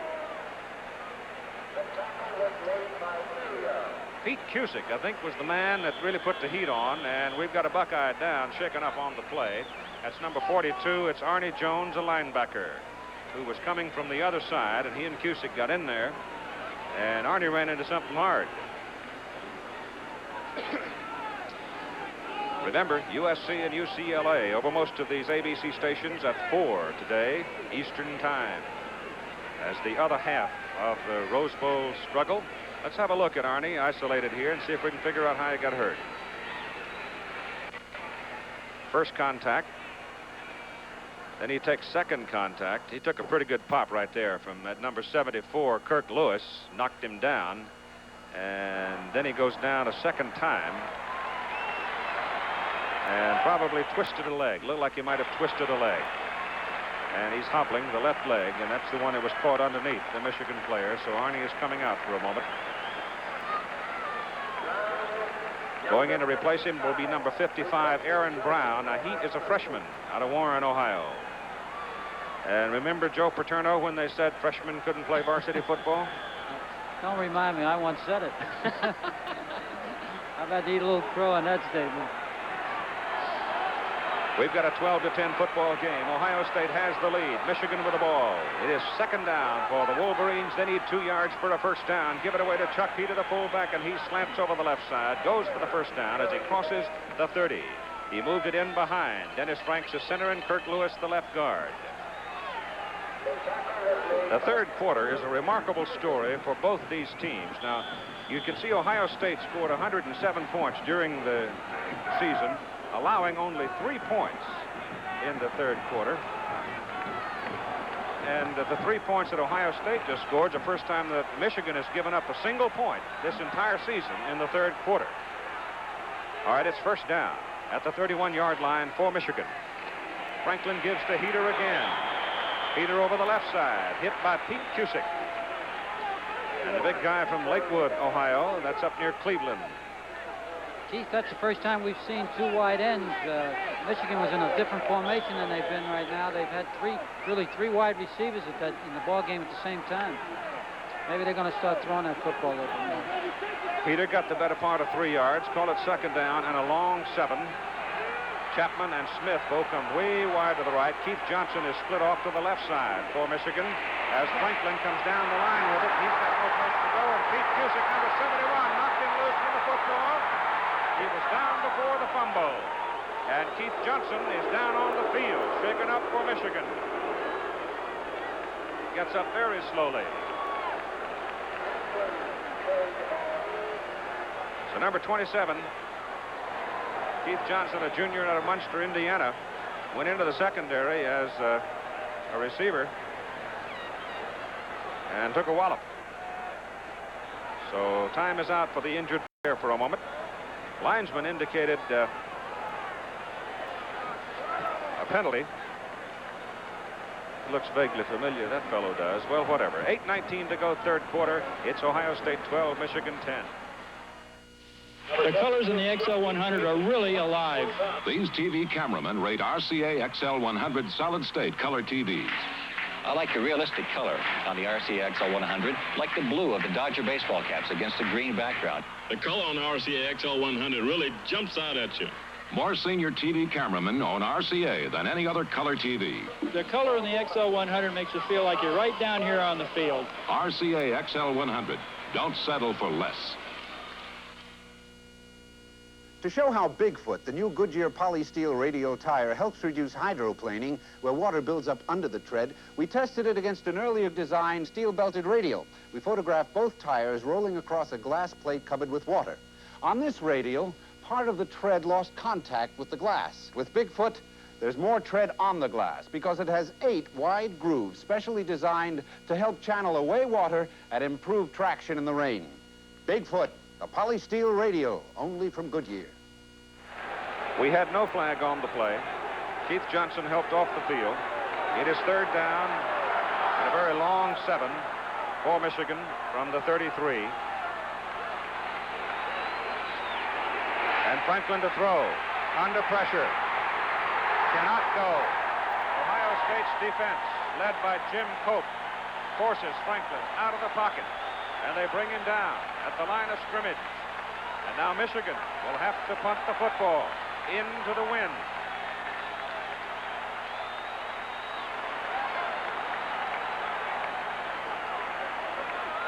Ohio State taking the lead here in the third quarter on the 4th field goal by Tom Klaban.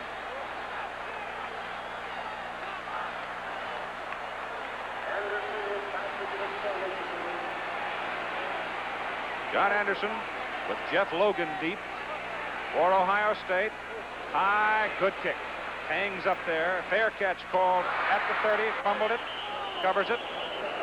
38 yards on the punt, but good hang time and good coverage by Michigan. Here's Jim. Ohio State standout linebacker Arnie Jones is off the field for the time being with a bruised knee. He's got it wrapped. Trainers say he will go back into the ball game eventually. You play hurt in a game like this, Keith. Ball is at the 30-yard line. First down for Ohio State.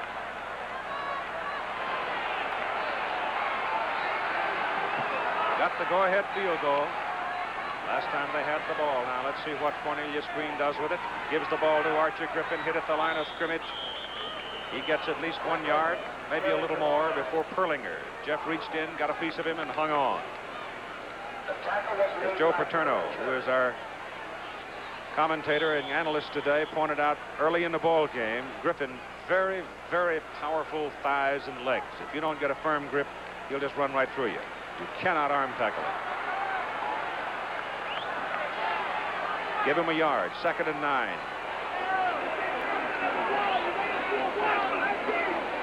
This time it goes to Bashnagle. Bashnagle on a counter.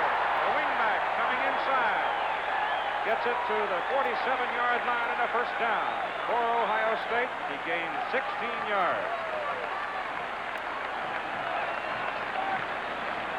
Watch the block by the tackle trapping 72. Bashnell cut up in a big hole. That was a well-executed play and well-called play. They called right at the right time. They needed a little misdirection. Michigan's been flowing to the ball very quickly. They needed a counter. Kurt Schumacher, 72, was the man that threw the big block, the tackle. Green coming down the line, turns it inside, crosses midfield, goes to the Michigan 49-yard line. So he gained 4 on the play. Woody Hayes and his staff, looks like they'll send the play in. We have not seen a whole lot of substitutions in either offensive backfield. Bell has gone all the way today for Michigan at tailback. We've not seen Lytle. And Archie Griffin has been in there all the way, along with Pete Johnson at the setback positions for Ohio State. It is 2nd down and 6 from the Michigan 49. Johnson. Fumble. Michigan's got it. Tim Davis, number 56, trailing the play from his middle guard position, pounced on the football. Griffin shaken up, slow to get up.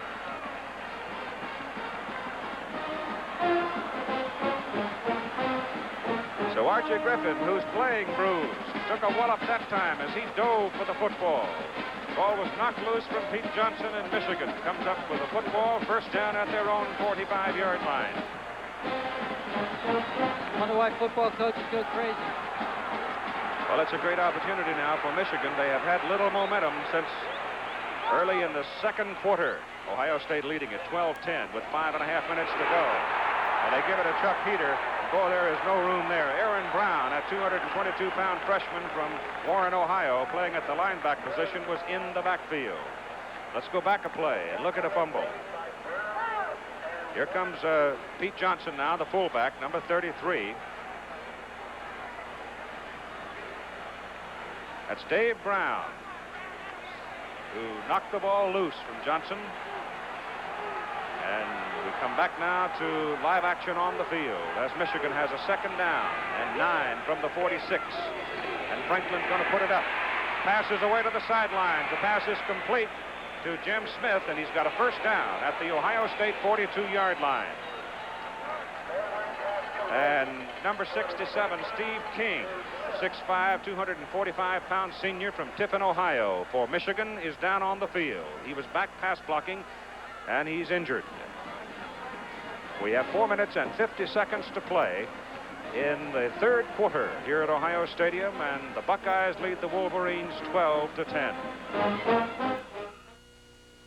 When you can see a picture developing before your eyes, blooming in minutes into a photograph as real as life itself, it makes you eager to grab hold of the world. Almost effortlessly, the SX-70 slips through life, searching out, recording. Press the button. There it is. It's as simple as that. Polaroid's SX-70 land camera. State Farm agent Ed Albright. I think there are 3 factors that are important in selecting a car insurance company. 1 is competitive rates, 2 is broad form coverages, and 3 is personalized claim service. I'm confident that I can do these 3 things for that policyholder. I feel confident I can give him a better buy in his automobile insurance. State Farm is there. Watch number 67 there in your picture, Steve King, as he suffers a left leg injury. Now watch Cusick, number 71, who's a 250-pound weightlifter. He bench presses something around 500 pounds. Powerful man. King held him long enough, and then Cusick just hammered right over the top of him, and he suffered an injury to his left leg, and he is leaving the ball game. Steve King, incidentally, was injured in the Purdue game last week.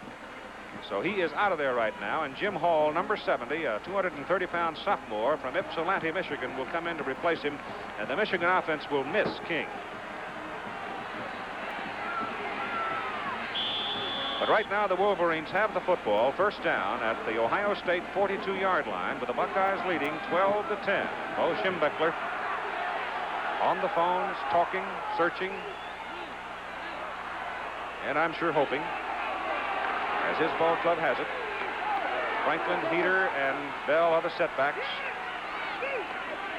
Franklin coming along on the option, delivers it to Gordon Bell. Bell loses his footing, stumbles and falls back at the 46-yard line. Doug Plank was back there, but Bell just actually fell down that time.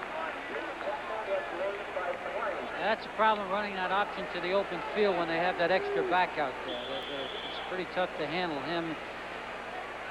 It moved Plank, who would be your safety, and he is outside, adding the extra man to the outer defense. Neil Colsey, number 20 now, goes wide to cover Jim Smith, who split to the top of the picture. And on second down and 13, the pass is in the air, and it is short, intended for Smith. And Dennis Franklin goes down in a heap as Cusick leveled him just as he released the ball. Keith, since about the middle of the second quarter, Ohio State's defensive line has really started to take off and play great defense, and Cusick has really led them. He has come off the football, and that young kid in there, 55, that Aaron Brown, has had 2 or 3 great plays on that center. For a freshman boy, he's big and strong and quick. They're really coming off the football now. And you can see from the numbers there that Dennis Franklin has not had a great day, except for the touchdown pass that went to Gil Chapman, worked for 42 yards early in the game. They go to Bell, and Bell, cutting it up the middle, is dropped just short of the 40-yard line by Bruce Elia. And so we have 3 minutes and 35 seconds to play in the third quarter, and Michigan now looks at 4th down and 8 yards to go. into that wind, a field goal is just out of the question. It would be 57 yards, so they won't even think about it. John Anderson comes in to do the punting. He's a freshman out of Waukesha, Wisconsin, number 86.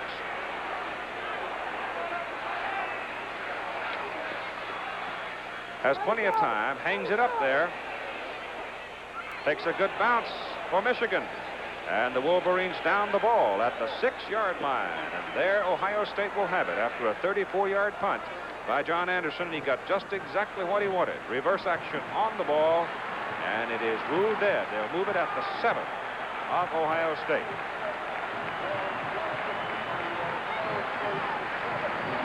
The Buckeyes leading in the ball game by a score of 12-10 on 4 field goals by Tom Klaban. Klaban, a junior out of Cincinnati.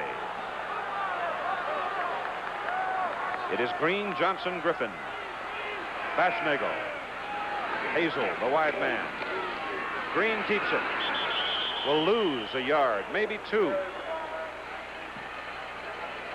Davis, 56. Strinko, 59. Dufek, 35. Actually, that was a game by Dufek. He stunted in there right again. He's to the open field, and they tried to run that option to the open field. Dufek get in there and plugged and got to Green, and before Green wanted to make a decision. He lost 2 yards, 2nd down and 12, coming from the 5-yard line of Ohio State. Story on Green so far in the game. Back to throw out of his end zone. They almost get him. Gets the ball away, intended for Baschnagel. And it's incomplete. And the Ohio State bench screams for an interference call, and they don't get it. Woody Hayes is on the field. Let's have another look at it and watch Baschnagel work his way downfield. Dufek covering him, number 35, the Wolfman, and Baschnagel's a little bit quicker than Dufek. Drake coming late on it. There was contact, but not enough in the judgment of the official. And we have a Michigan player down on the field. It is Greg Morton, number 77. Woody Hayes now retreats to the sidelines. That was a real gutsy call by Ohio State. Dufek came in on the last play and plugged, and then they decided they were going to try to take advantage of his aggressiveness. Well, Baschnagel certainly got position on Dufek. It's hard to tell from this angle whether he touches him there or not.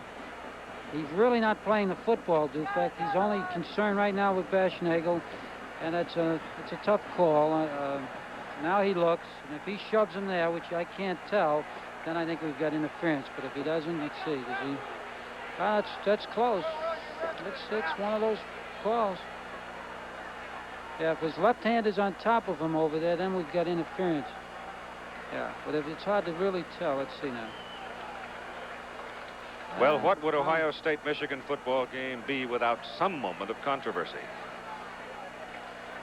The thing about the call was the referee, the official was right on top of it. He wasn't a good distance away from it. He was running with the play, so I would think that he probably made the right call. Greg Morton is off the field now, suffered a leg injury, and John Hennessy will come in, number 71, a 235-pound sophomore from Chicago at the defensive tackle position. Morton leaves. Big Ten football squads have won 453 and tied 29 of the 798 contests played with non-conference opponents since 1945. And during this same time, 10 coaches have been recognized as Coach of the Year. So they know what they're doing when they play football in the Big Ten. It is 3rd down and 12 yards to go now from the 5-yard line for Ohio State. Their own 5, and they give it to Archie Griffin. He runs into the middle. He gets it out to about the 7, which would be the original line of scrimmage, and there he is thrown back. And it'll bring up 4th down and a punting circumstance for Ohio State. It'll be the 2nd punt of the ball game for the Buckeyes. And Tom Skladany, who has averaged 45.5 yards per punt coming into this ball game for the season, will have the wind at his back. Gets it off, and it's a beauty. Oh, is it a dandy. It goes all the way back to the 34-yard line. Dave Brown's coming back with it. A little bit.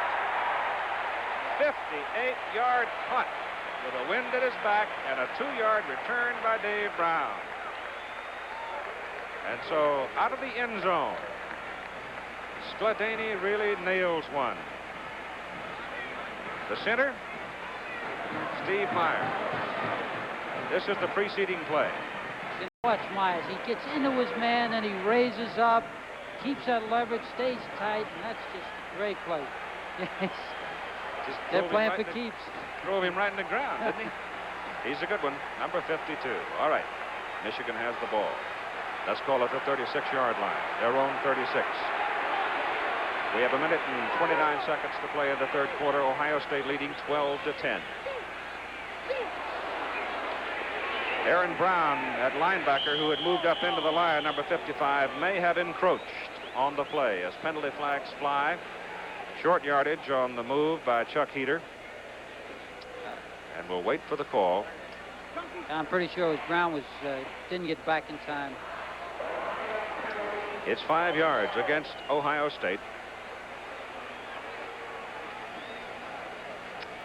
We have not had many penalties, Terry, and that may be, we've had one on each side now. That's the first against the Bucks. I'll tell you something, emotion so high for a ball game, yet discipline so sound, they just simply not made that many mistakes. First down and 5 yards to go now from the 41-yard line for Michigan. With Heater and Bell set behind Franklin. That's Bell with the ball. Goes into the stack. He didn't get much out of it.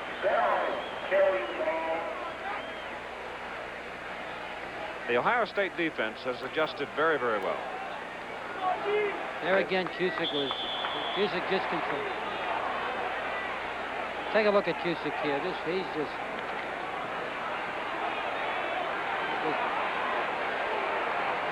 see him in there, just almost splits that double team, makes a pile, doesn't give him a crack to run in. That's great play. It's second down. 4 yards to go from the 47 for Michigan. Ball loose. Nope. Sure, a lot of red shirts around that football, though, aren't there? Kuhn, 54. Keith, there again is an interesting bit of play. The last play, Cusick took off so strong and beat the double team. This time they sent in a play to trap him. And he reacted to the trap perfectly and closed the hole and made the back go outside. Didn't get a gain. It was a good call by Michigan and just, again, a disciplined, poised defensive football player who reacted to what he saw and didn't get carried away with the momentum. Chapman, who carried the ball on the last play, has left the game, and time has expired in the third quarter. So, with 15 minutes of football remaining, it's Ohio State 12, Michigan 10. Everybody knows about mixing apples and oranges. Well, Goodyear wants you to know the same applies to tires. With radial tires up front, non-radial snow tires in back can be hazardous. Now watch. On sharp curves, the radials tend to hold, while the non-radials tend to break away. What's the answer? Goodyear Suburbanite winter radials in back to match your radials in front for all-around radial handling plus the bite of a snow tire. As the owner of a small vineyard myself, I'm rather envious of what my friends Ernest and Julio Gallo have achieved. Their new French Colombard of California is bound to be most popular. It's elegantly dry, and yet with a hint of sweetness. I urge you to try it. It'll surely be one of the finest wines you have ever tasted. New French Colombard from Ernest and Julio Gallo, a richly rewarding experience. Tuesday Wells stars in Reflections of Murder on the Sunday night movie.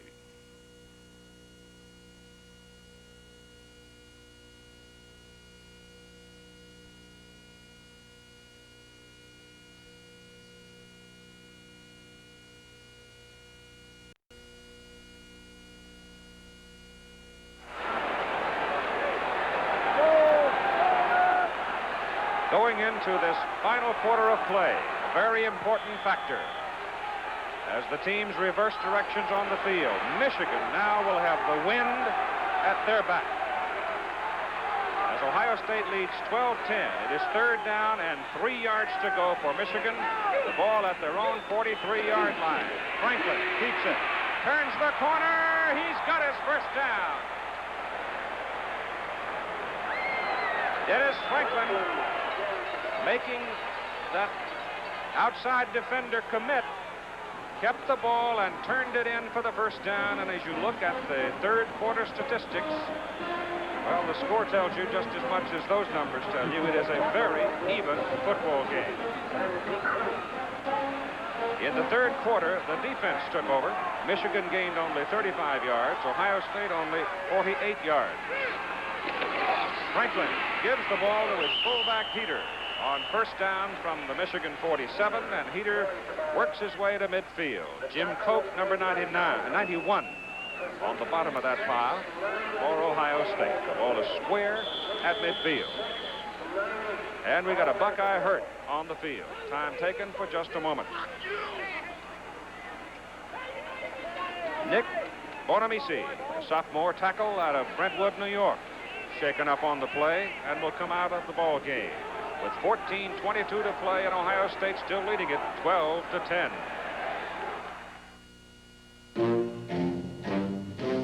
In these days of conservation, Texaco is hard at work to make sure petroleum products for industry work better and last longer.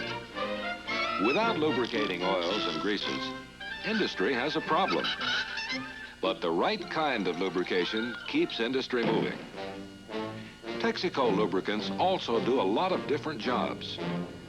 Texaco's Computex lubrication program can extend drain intervals, reduce lubricant loss, and help prevent pollution problems. Texaco has many versatile industrial products, and a Texaco sales engineer will help in choosing one that can do the job. In these days of conservation, trust Texaco to help keep industry moving like a well-oiled machine.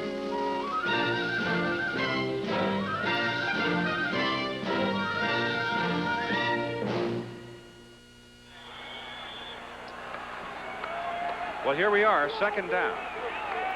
7 yards to go for Michigan. Directly at midfield. Ohio State leading 12-10.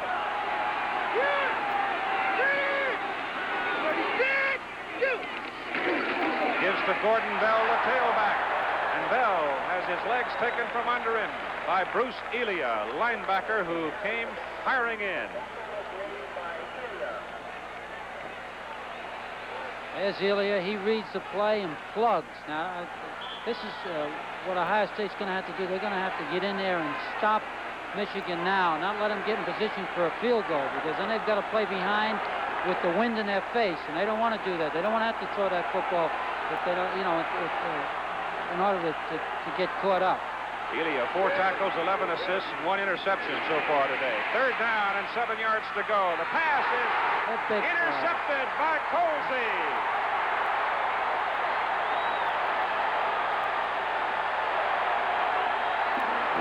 Neil Colsey.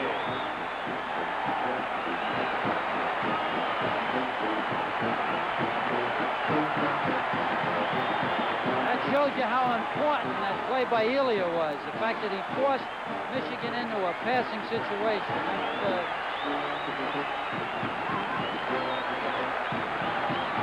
All right, watch it here. As Smith, Jim Smith, the intended receiver, comes out, cuts to the sidelines on the out pattern. Now watch Colsey time it. Just step right in front of him. And here we go back to live action now. As a penalty flag is thrown, Ohio State puts the ball in play. First down from their own 39-yard line. The handoff is to Archie Griffin, the junior out of Columbus.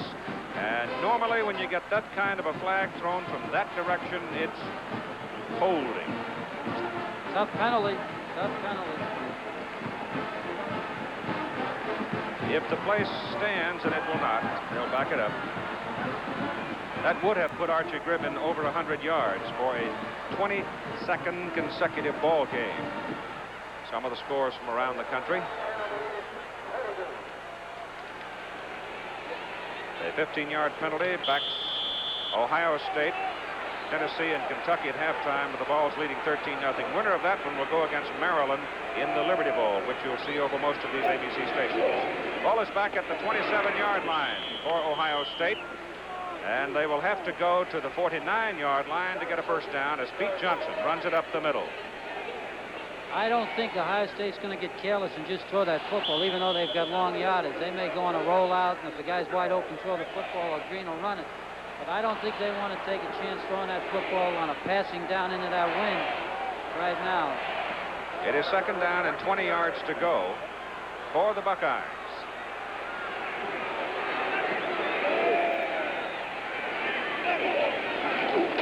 Griffin. He gets away. They had him nailed, and he slid out of there. Moved it from the 29 out to about the 32. That gives him 99 yards for the game, and look at that in the second quarter. That game is in Lincoln.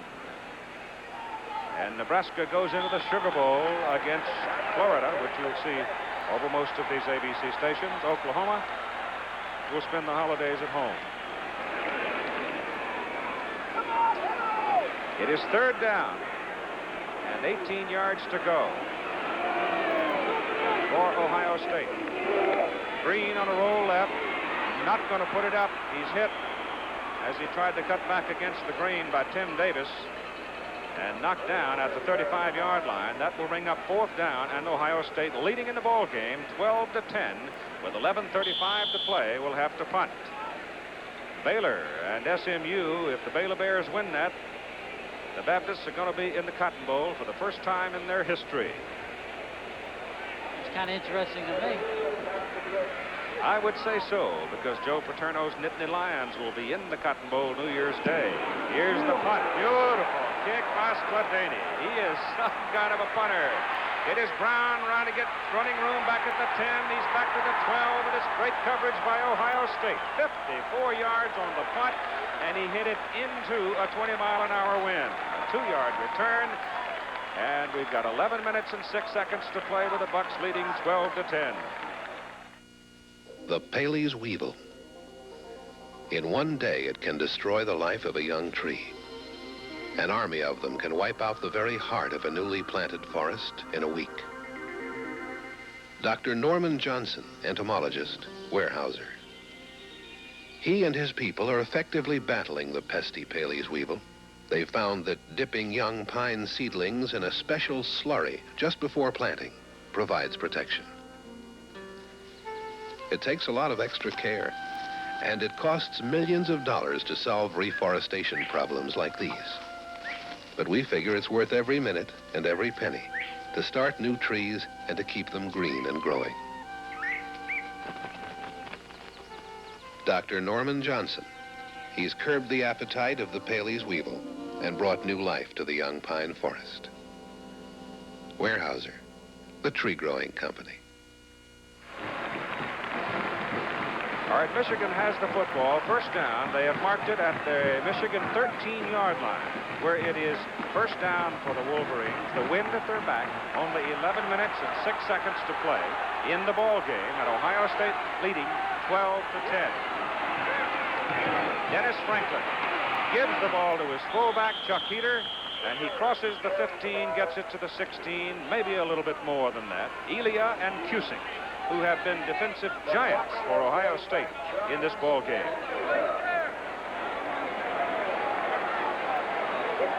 Sometimes the fans wonder why Ohio State wouldn't throw the football when they were third down and 12, 14 like that. But with a kicker like Skildany and the way they're playing defense now, that you play it a little bit safer than you would ordinarily if you didn't have good defense and good kicking.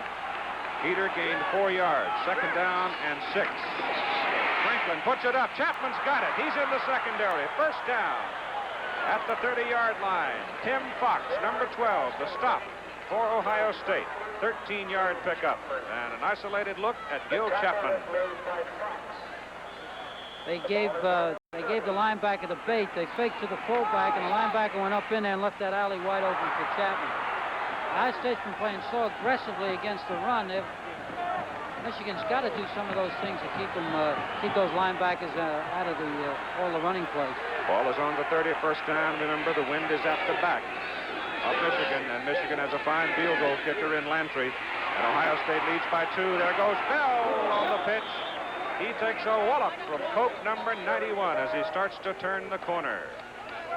Steve Luke, 46, had come out of the defensive secondary to help on the play. Advance of the ball to the 36-yard line. That's a big 6-yard pickup on first down. Leaves him second down and 4. Bell now, 25 carries, 109 yards. He's the leading ball carrier in the game.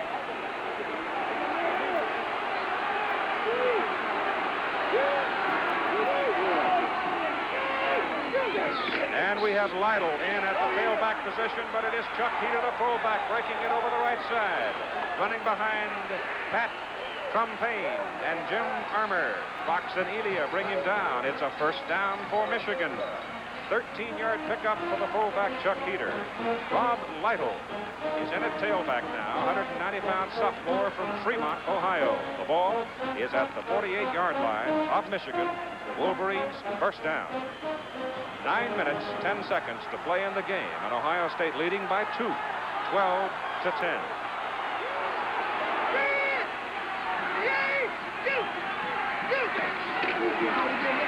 Heater inside, not much. Gets to midfield, and that time the Ohio State linebackers read it all the way. You could see him step right into the gap.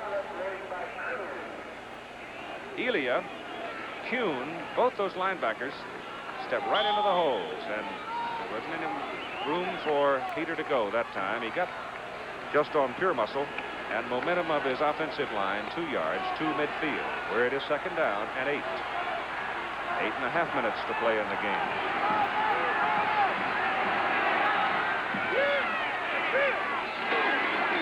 Franklin to throw. Gets it off to the sideline. Pass caught by Gil Chapman. He is out of bounds. He's a yard short of the first down. And Steve Luke was all over him. And he still caught it. It's a dangerous throw. That's a great catch, great throw. He's right in there. Can't play it any better. Great throw. It is third down and 1 at the 43-yard line of Ohio State. Bonamisi has come back into the defensive line for Ohio State.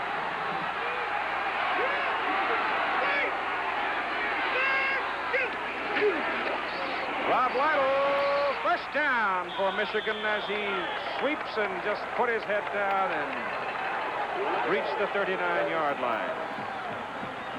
Heater and Franklin both were in front of him blocking. USC, UCLA at 4 Eastern time over most of these stations, and Anthony Davis needs 9 yards today against the UCLA Bruins to break O.J. Simpson. Right now, I think right now Ohio State's going to have to take a little chance on defense and try to get Michigan in a 2nd and 12, something like that. They've got to stop them pretty quick. First down at the 39-yard line. Franklin gives it to Heater. Heater running behind from Payne and Armour. Elia and Jones, the linebackers, make the stop on him. He got a couple of yards. And we have 7 minutes and 40 seconds to play in the ball game. I'm going to say it one more time. The wind is at the back of Michigan. That is very important, because if they can get that ball down within reasonable field goal range, Mike Lantry will get a helping hand from Mother Nature. Remember, it was Lantry last year who missed a 44-yard try that might have won the game for Michigan. That famous 10-10 tie.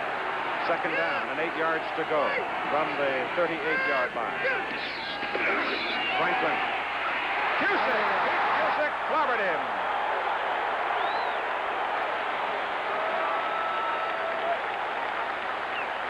Pete Cusick has 5 solo tackles and 6 assists, and once again, our cameraman, our director, Andy Sedaris, and our producer, Chuck Howard's right on top of the right man at the right time. But this guy is something.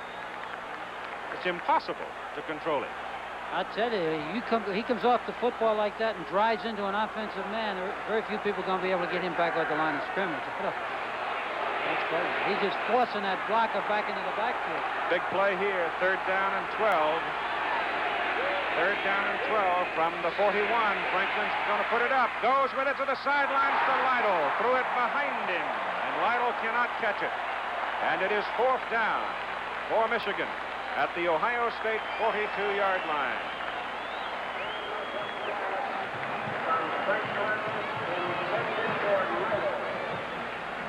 Now, what do? I'd punt. It would be a 59-yard effort at a field goal, which we used to say was absurd, but I remember a fellow who kicked 163 one time. I'm pretty sure they'll punt. I don't know, but I can't read. But I think they punt. Hope they can play good defense. Now they're going to go for the field goal. I guess he's got that. Well, Dave Lawson of the Air Force Academy holds the NCAA record at 60, I believe. Well, anyway, Lawson's kicked one from 60. This is actually on the 48. It's a 58-yard effort, and it is short by about 10 yards. The record is Ray Guy of Southern Mississippi, 61 yards. And that try by Mike Lantry came up short. So it worked out all right. Michigan gives up the ball. Ohio State gets it at the 20. And if they had punted, it might have been the same sort of a thing. Yeah, that's not a bad play for Michigan by any standards. I think by punting that they might have been able to get that ball down inside the 10 and put a little bit more pressure on Ohio State. But they know the range of their kicker, how good he is, and I think that he gave it a good shot. Well, last year, Lantry just barely missed one from 58, so he missed that one by about 10 yards. All right. We have 6 minutes and 20 seconds to play as Ohio State gets the ball back, and Cornelius Green gives it to Archie Griffin from the 20. He runs it out to about the 22, slides off, and he's finally brought down about the 20-yard line. So they'll probably mark it at about the 20. Here's Jim. The small gaggle of Michigan supporters here in Ohio Stadium get more and more worried as the clock ticks on. And there's an incredible irony building here. On this Michigan team are 20 seniors who, even if they lose today, will have racked up over the last 3 years the best record in college football, but they've never been to a bowl game. That's the pressure that builds right here. Keith? They give Griffin's advance up to the 22-yard line, gives him 101 yards for the ball game, so he's been able to continue his remarkable string. The pass is complete to Hazel. And Dave Hazel, a senior out of Xenia, number 82, goes for an Ohio State first down up at the 39-yard line, a gain of 18 yards on the play. Now, we're going to ISO Dufek here. Watch Dufek go right in on Green, and Green really keeps his cool.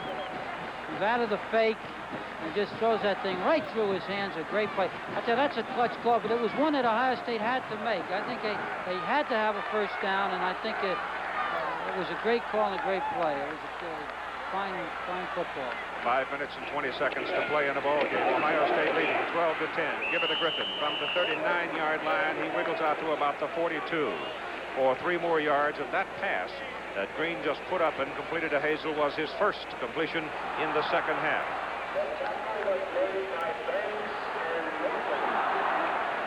The Michigan defense must hold if Michigan is to have a chance. If the Buckeyes get it down, and well, they go for 3, it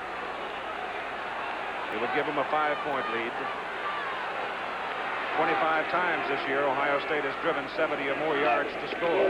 Here's the handoff again to Griffin. He wiggles through the middle and gets across the 45 to the 46, and it's Tim Davis on the stop for Michigan. So now Ohio State will be looking at a third down from their own 46-yard line and 3 to go. Got to go to the 49 to get the first down.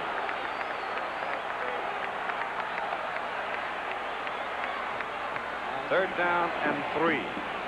This might be a time when Michigan's defense should gamble. They'll gamble. They'll be up there. Those linebackers will be tight, and they'll be coming. Offensive left tackle for Ohio State, or left guard, Ted Smith, moves before the snap. Procedure call against Ohio State. That'll back them up 5.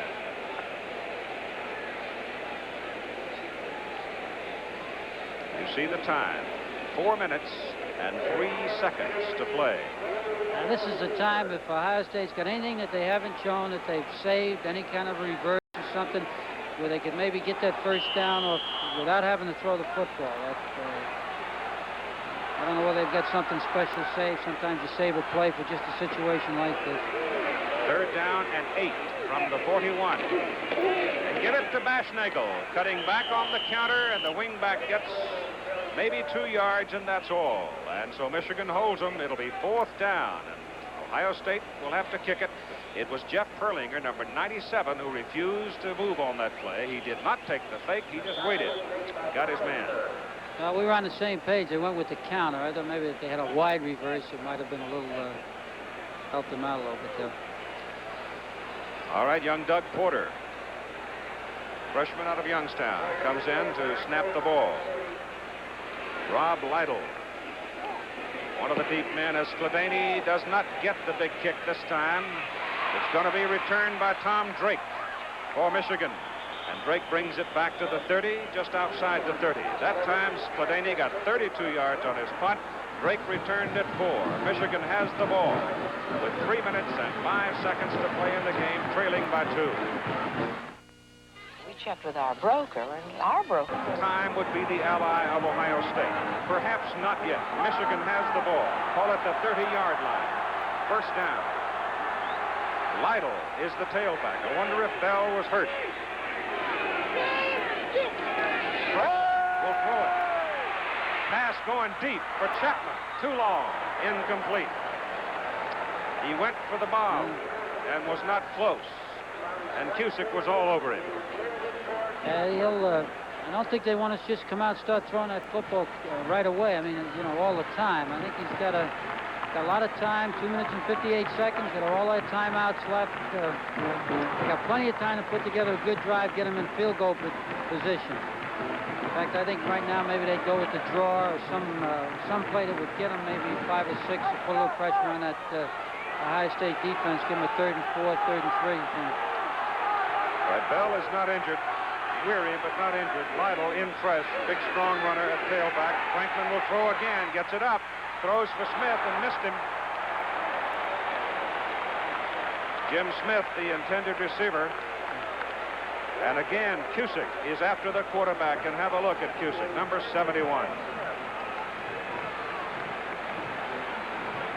He really is playing football. That's a great football player. He is making Franklin aware of his presence. That's right. As Chuck said, and the offensive lineman in front of him, he's got his attention, too. Raising a lot of lumps along that line, isn't he? It is 3rd down and 10 for Michigan at their 30-yard line, trailing by 2 points in 2 minutes and 50 seconds to play. Franklin is down. Arnie Jones and Pete Cusick and Nick Bonamici all are in there. It was Cusick that cut him down. Bonamici buried him and Jones was right there.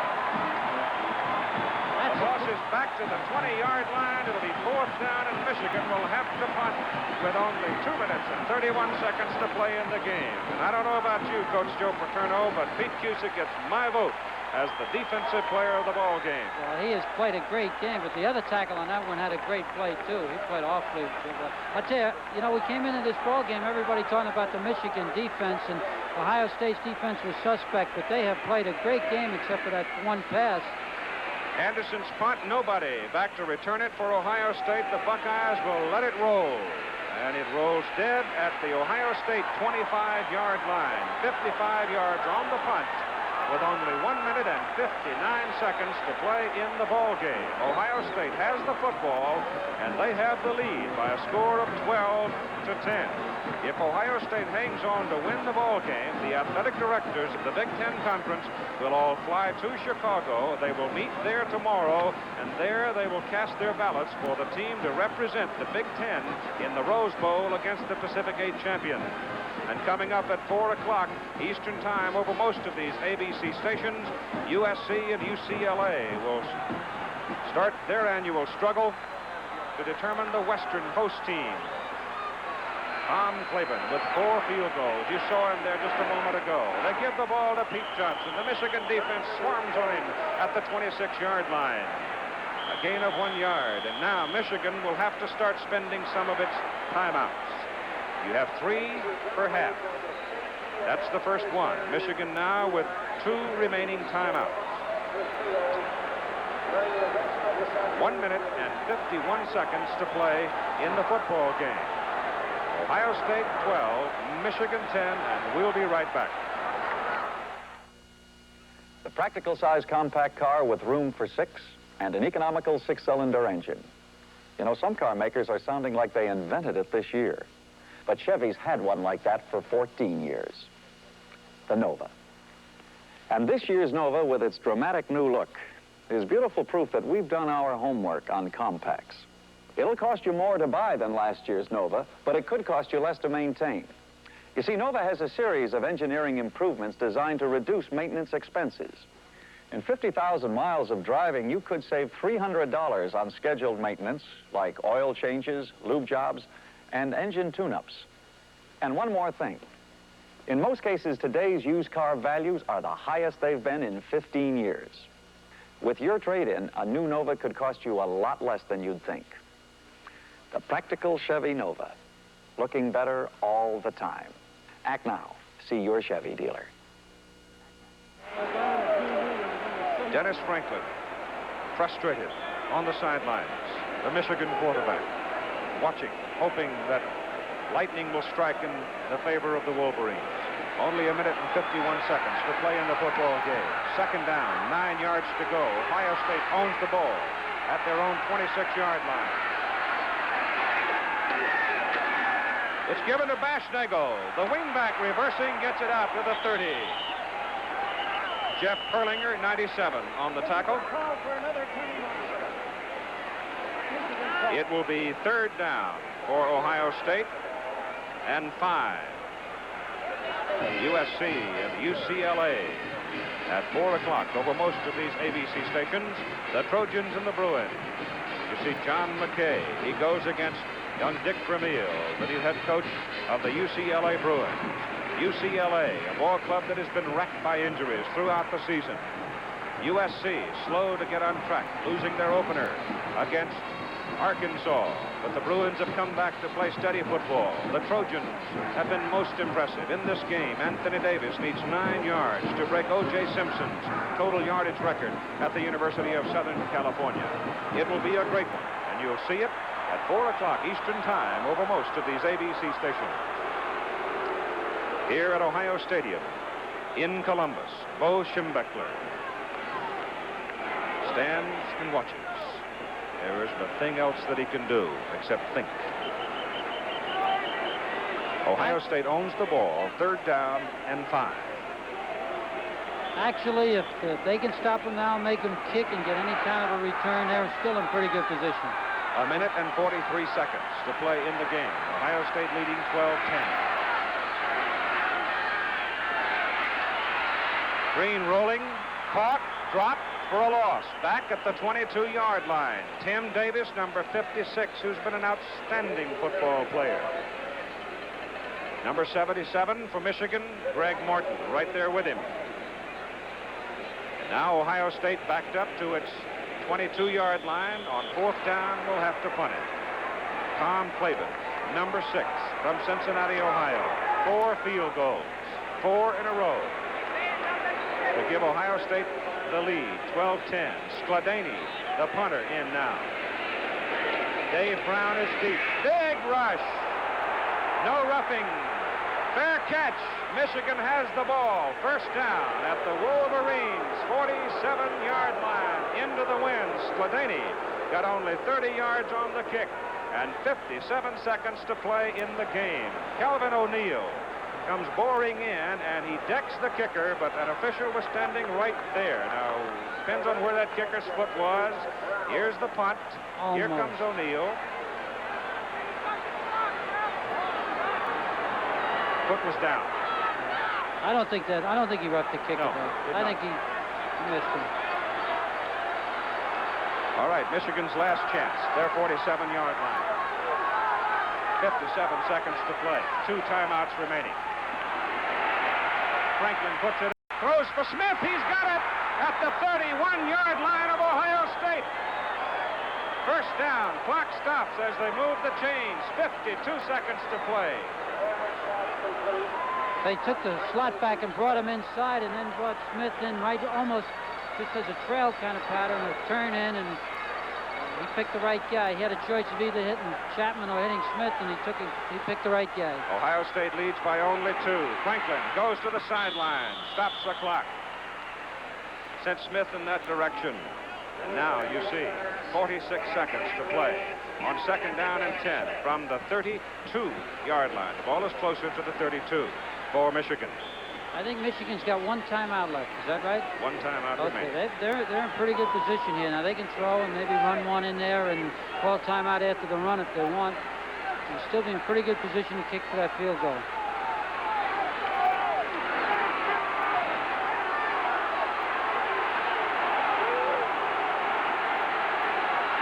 Second down and 10.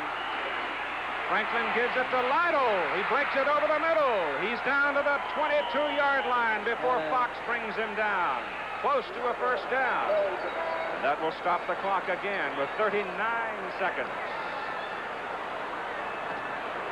Mike Lantry, number 36, the place kicker for the University of Michigan Wolverines. He kicked a 37-yarder in the first quarter to make it a 10-0 Michigan lead. The two teams get a deep breath here. It is a first down for Michigan at the Ohio State 22-yard line. 39 ticks remaining on the clock. What a ball game.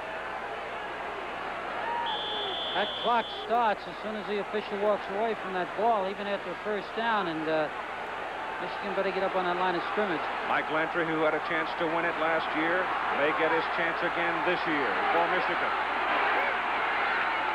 They give the ball to Lytle, the tailback. He blows it over the right side. He goes to the 16-yard line, and now 18 seconds. And now they go to that timeout. And they call time.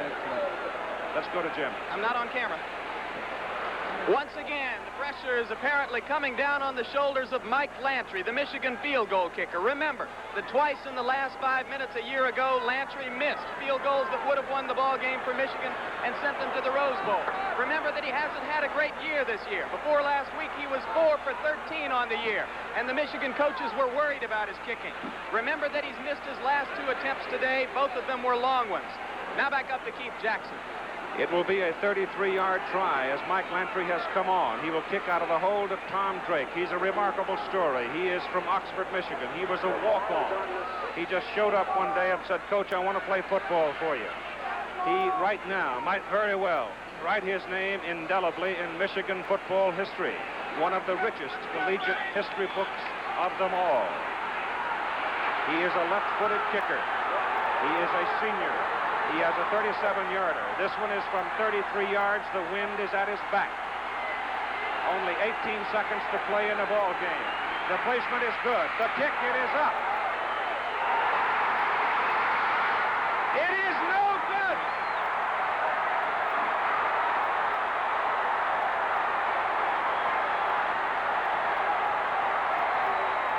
The people have broken out of the stands and come storming onto the field with 16 seconds to play in the football game as Lantry missed from 33 yards out. Let's have another look at it as the goalposts are being ripped down. The officials and the police are trying, security people are trying to clear the field so we can finish the football game. Mike Lantry walks disconsolately to the sideline. But Joe Paterno, it looked like everything went just fine. I thought he had it from this angle, but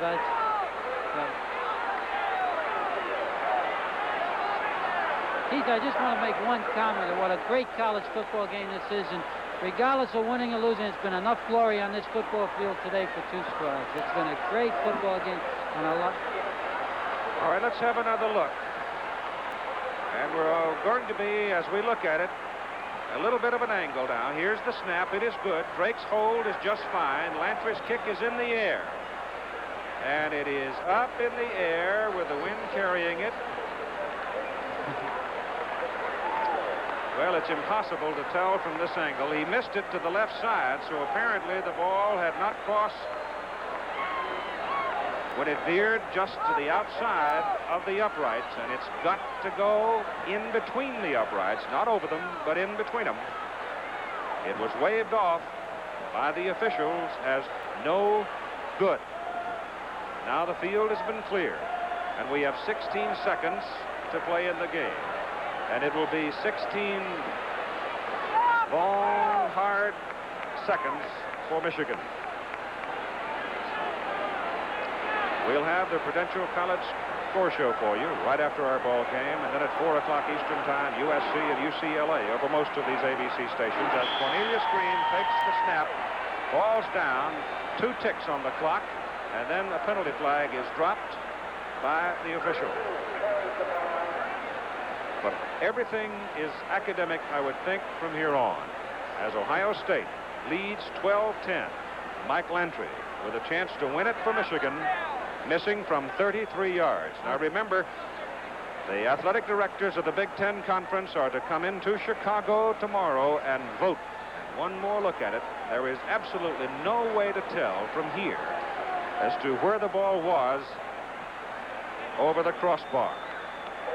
It looked good insofar as the uprights were concerned, but at this point, you cannot judge where the ball was, and I'm perfectly content myself to agree with the men in the striped shirts on the field as the clock starts and the game is over. The 71st football game between Ohio State and Michigan, one of the most exciting of them all, one of the most dramatic of them all, and for Michigan, perhaps one of the most heartbreaking of them all. The final score for Woody Hayes and his Ohio State Buckeyes. They have 12 points on 4 field goals from Tom Klaban, who is our offensive player of the game. Pete Cusick, defensive tackle, our defensive player of the game. The General Scholarship Fund at Ohio State University will receive a total of $2,000 in the name of those 2 gentlemen from Chevrolet. Final score, 12-10, Ohio State wins it. I admit I'm a compulsive collector. All sorts of things. Paintings, antique automobiles, fine wines. Few wines have impressed me more than this new Chenin Blanc from my friends Ernest and Julio Gallo. They've brought this particular grape to its fullest perfection. It is dry, delicately so. It is light, extraordinary. Let me invite you to enjoy the new Chenin Blanc from Ernest and Julio Gallo. It may be one of the finest wines you've ever tasted. So you dig design and research, Sammy? Well, I gotta find out what's up. Hey, what's this? That's General Electric's electronic digital clock radio. Hey, it looks like a computer. It reads like one. Electronic precision and quiet. Dig the buttons. This gives the time in seconds. And this glows when the station's tuned. All of that and terrific sound. Electronic digital clock radio. Yeah, right on, G. The most wanted clock radios are from General Electric. For the record, Ohio State 12, Michigan 10. Coming up next, Prudential College Scoreboard Show. Travel arrangements made through, promotional fee paid by United Airlines. There's a new spirit, a new look at the friendly skies. Catch the spirit of friendship service. The preceding a presentation of ABC Sports, recognized around the world as the leader in sports television. Jack Palance stars in The Godchild on the Tuesday Movie of the Week.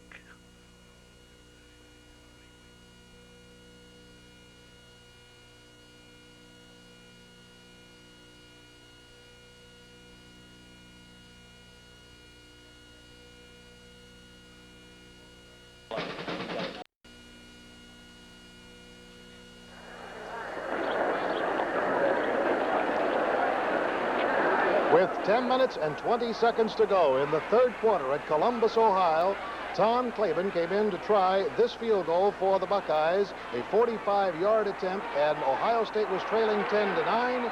Who could have known that with 25 minutes to go in that game, that those would have been the points that won it for Ohio State? But that's what happened, because with only 16 seconds to go, Mike Lantry of Michigan missed by inches, just as he did a year ago, and the Buckeyes won it 12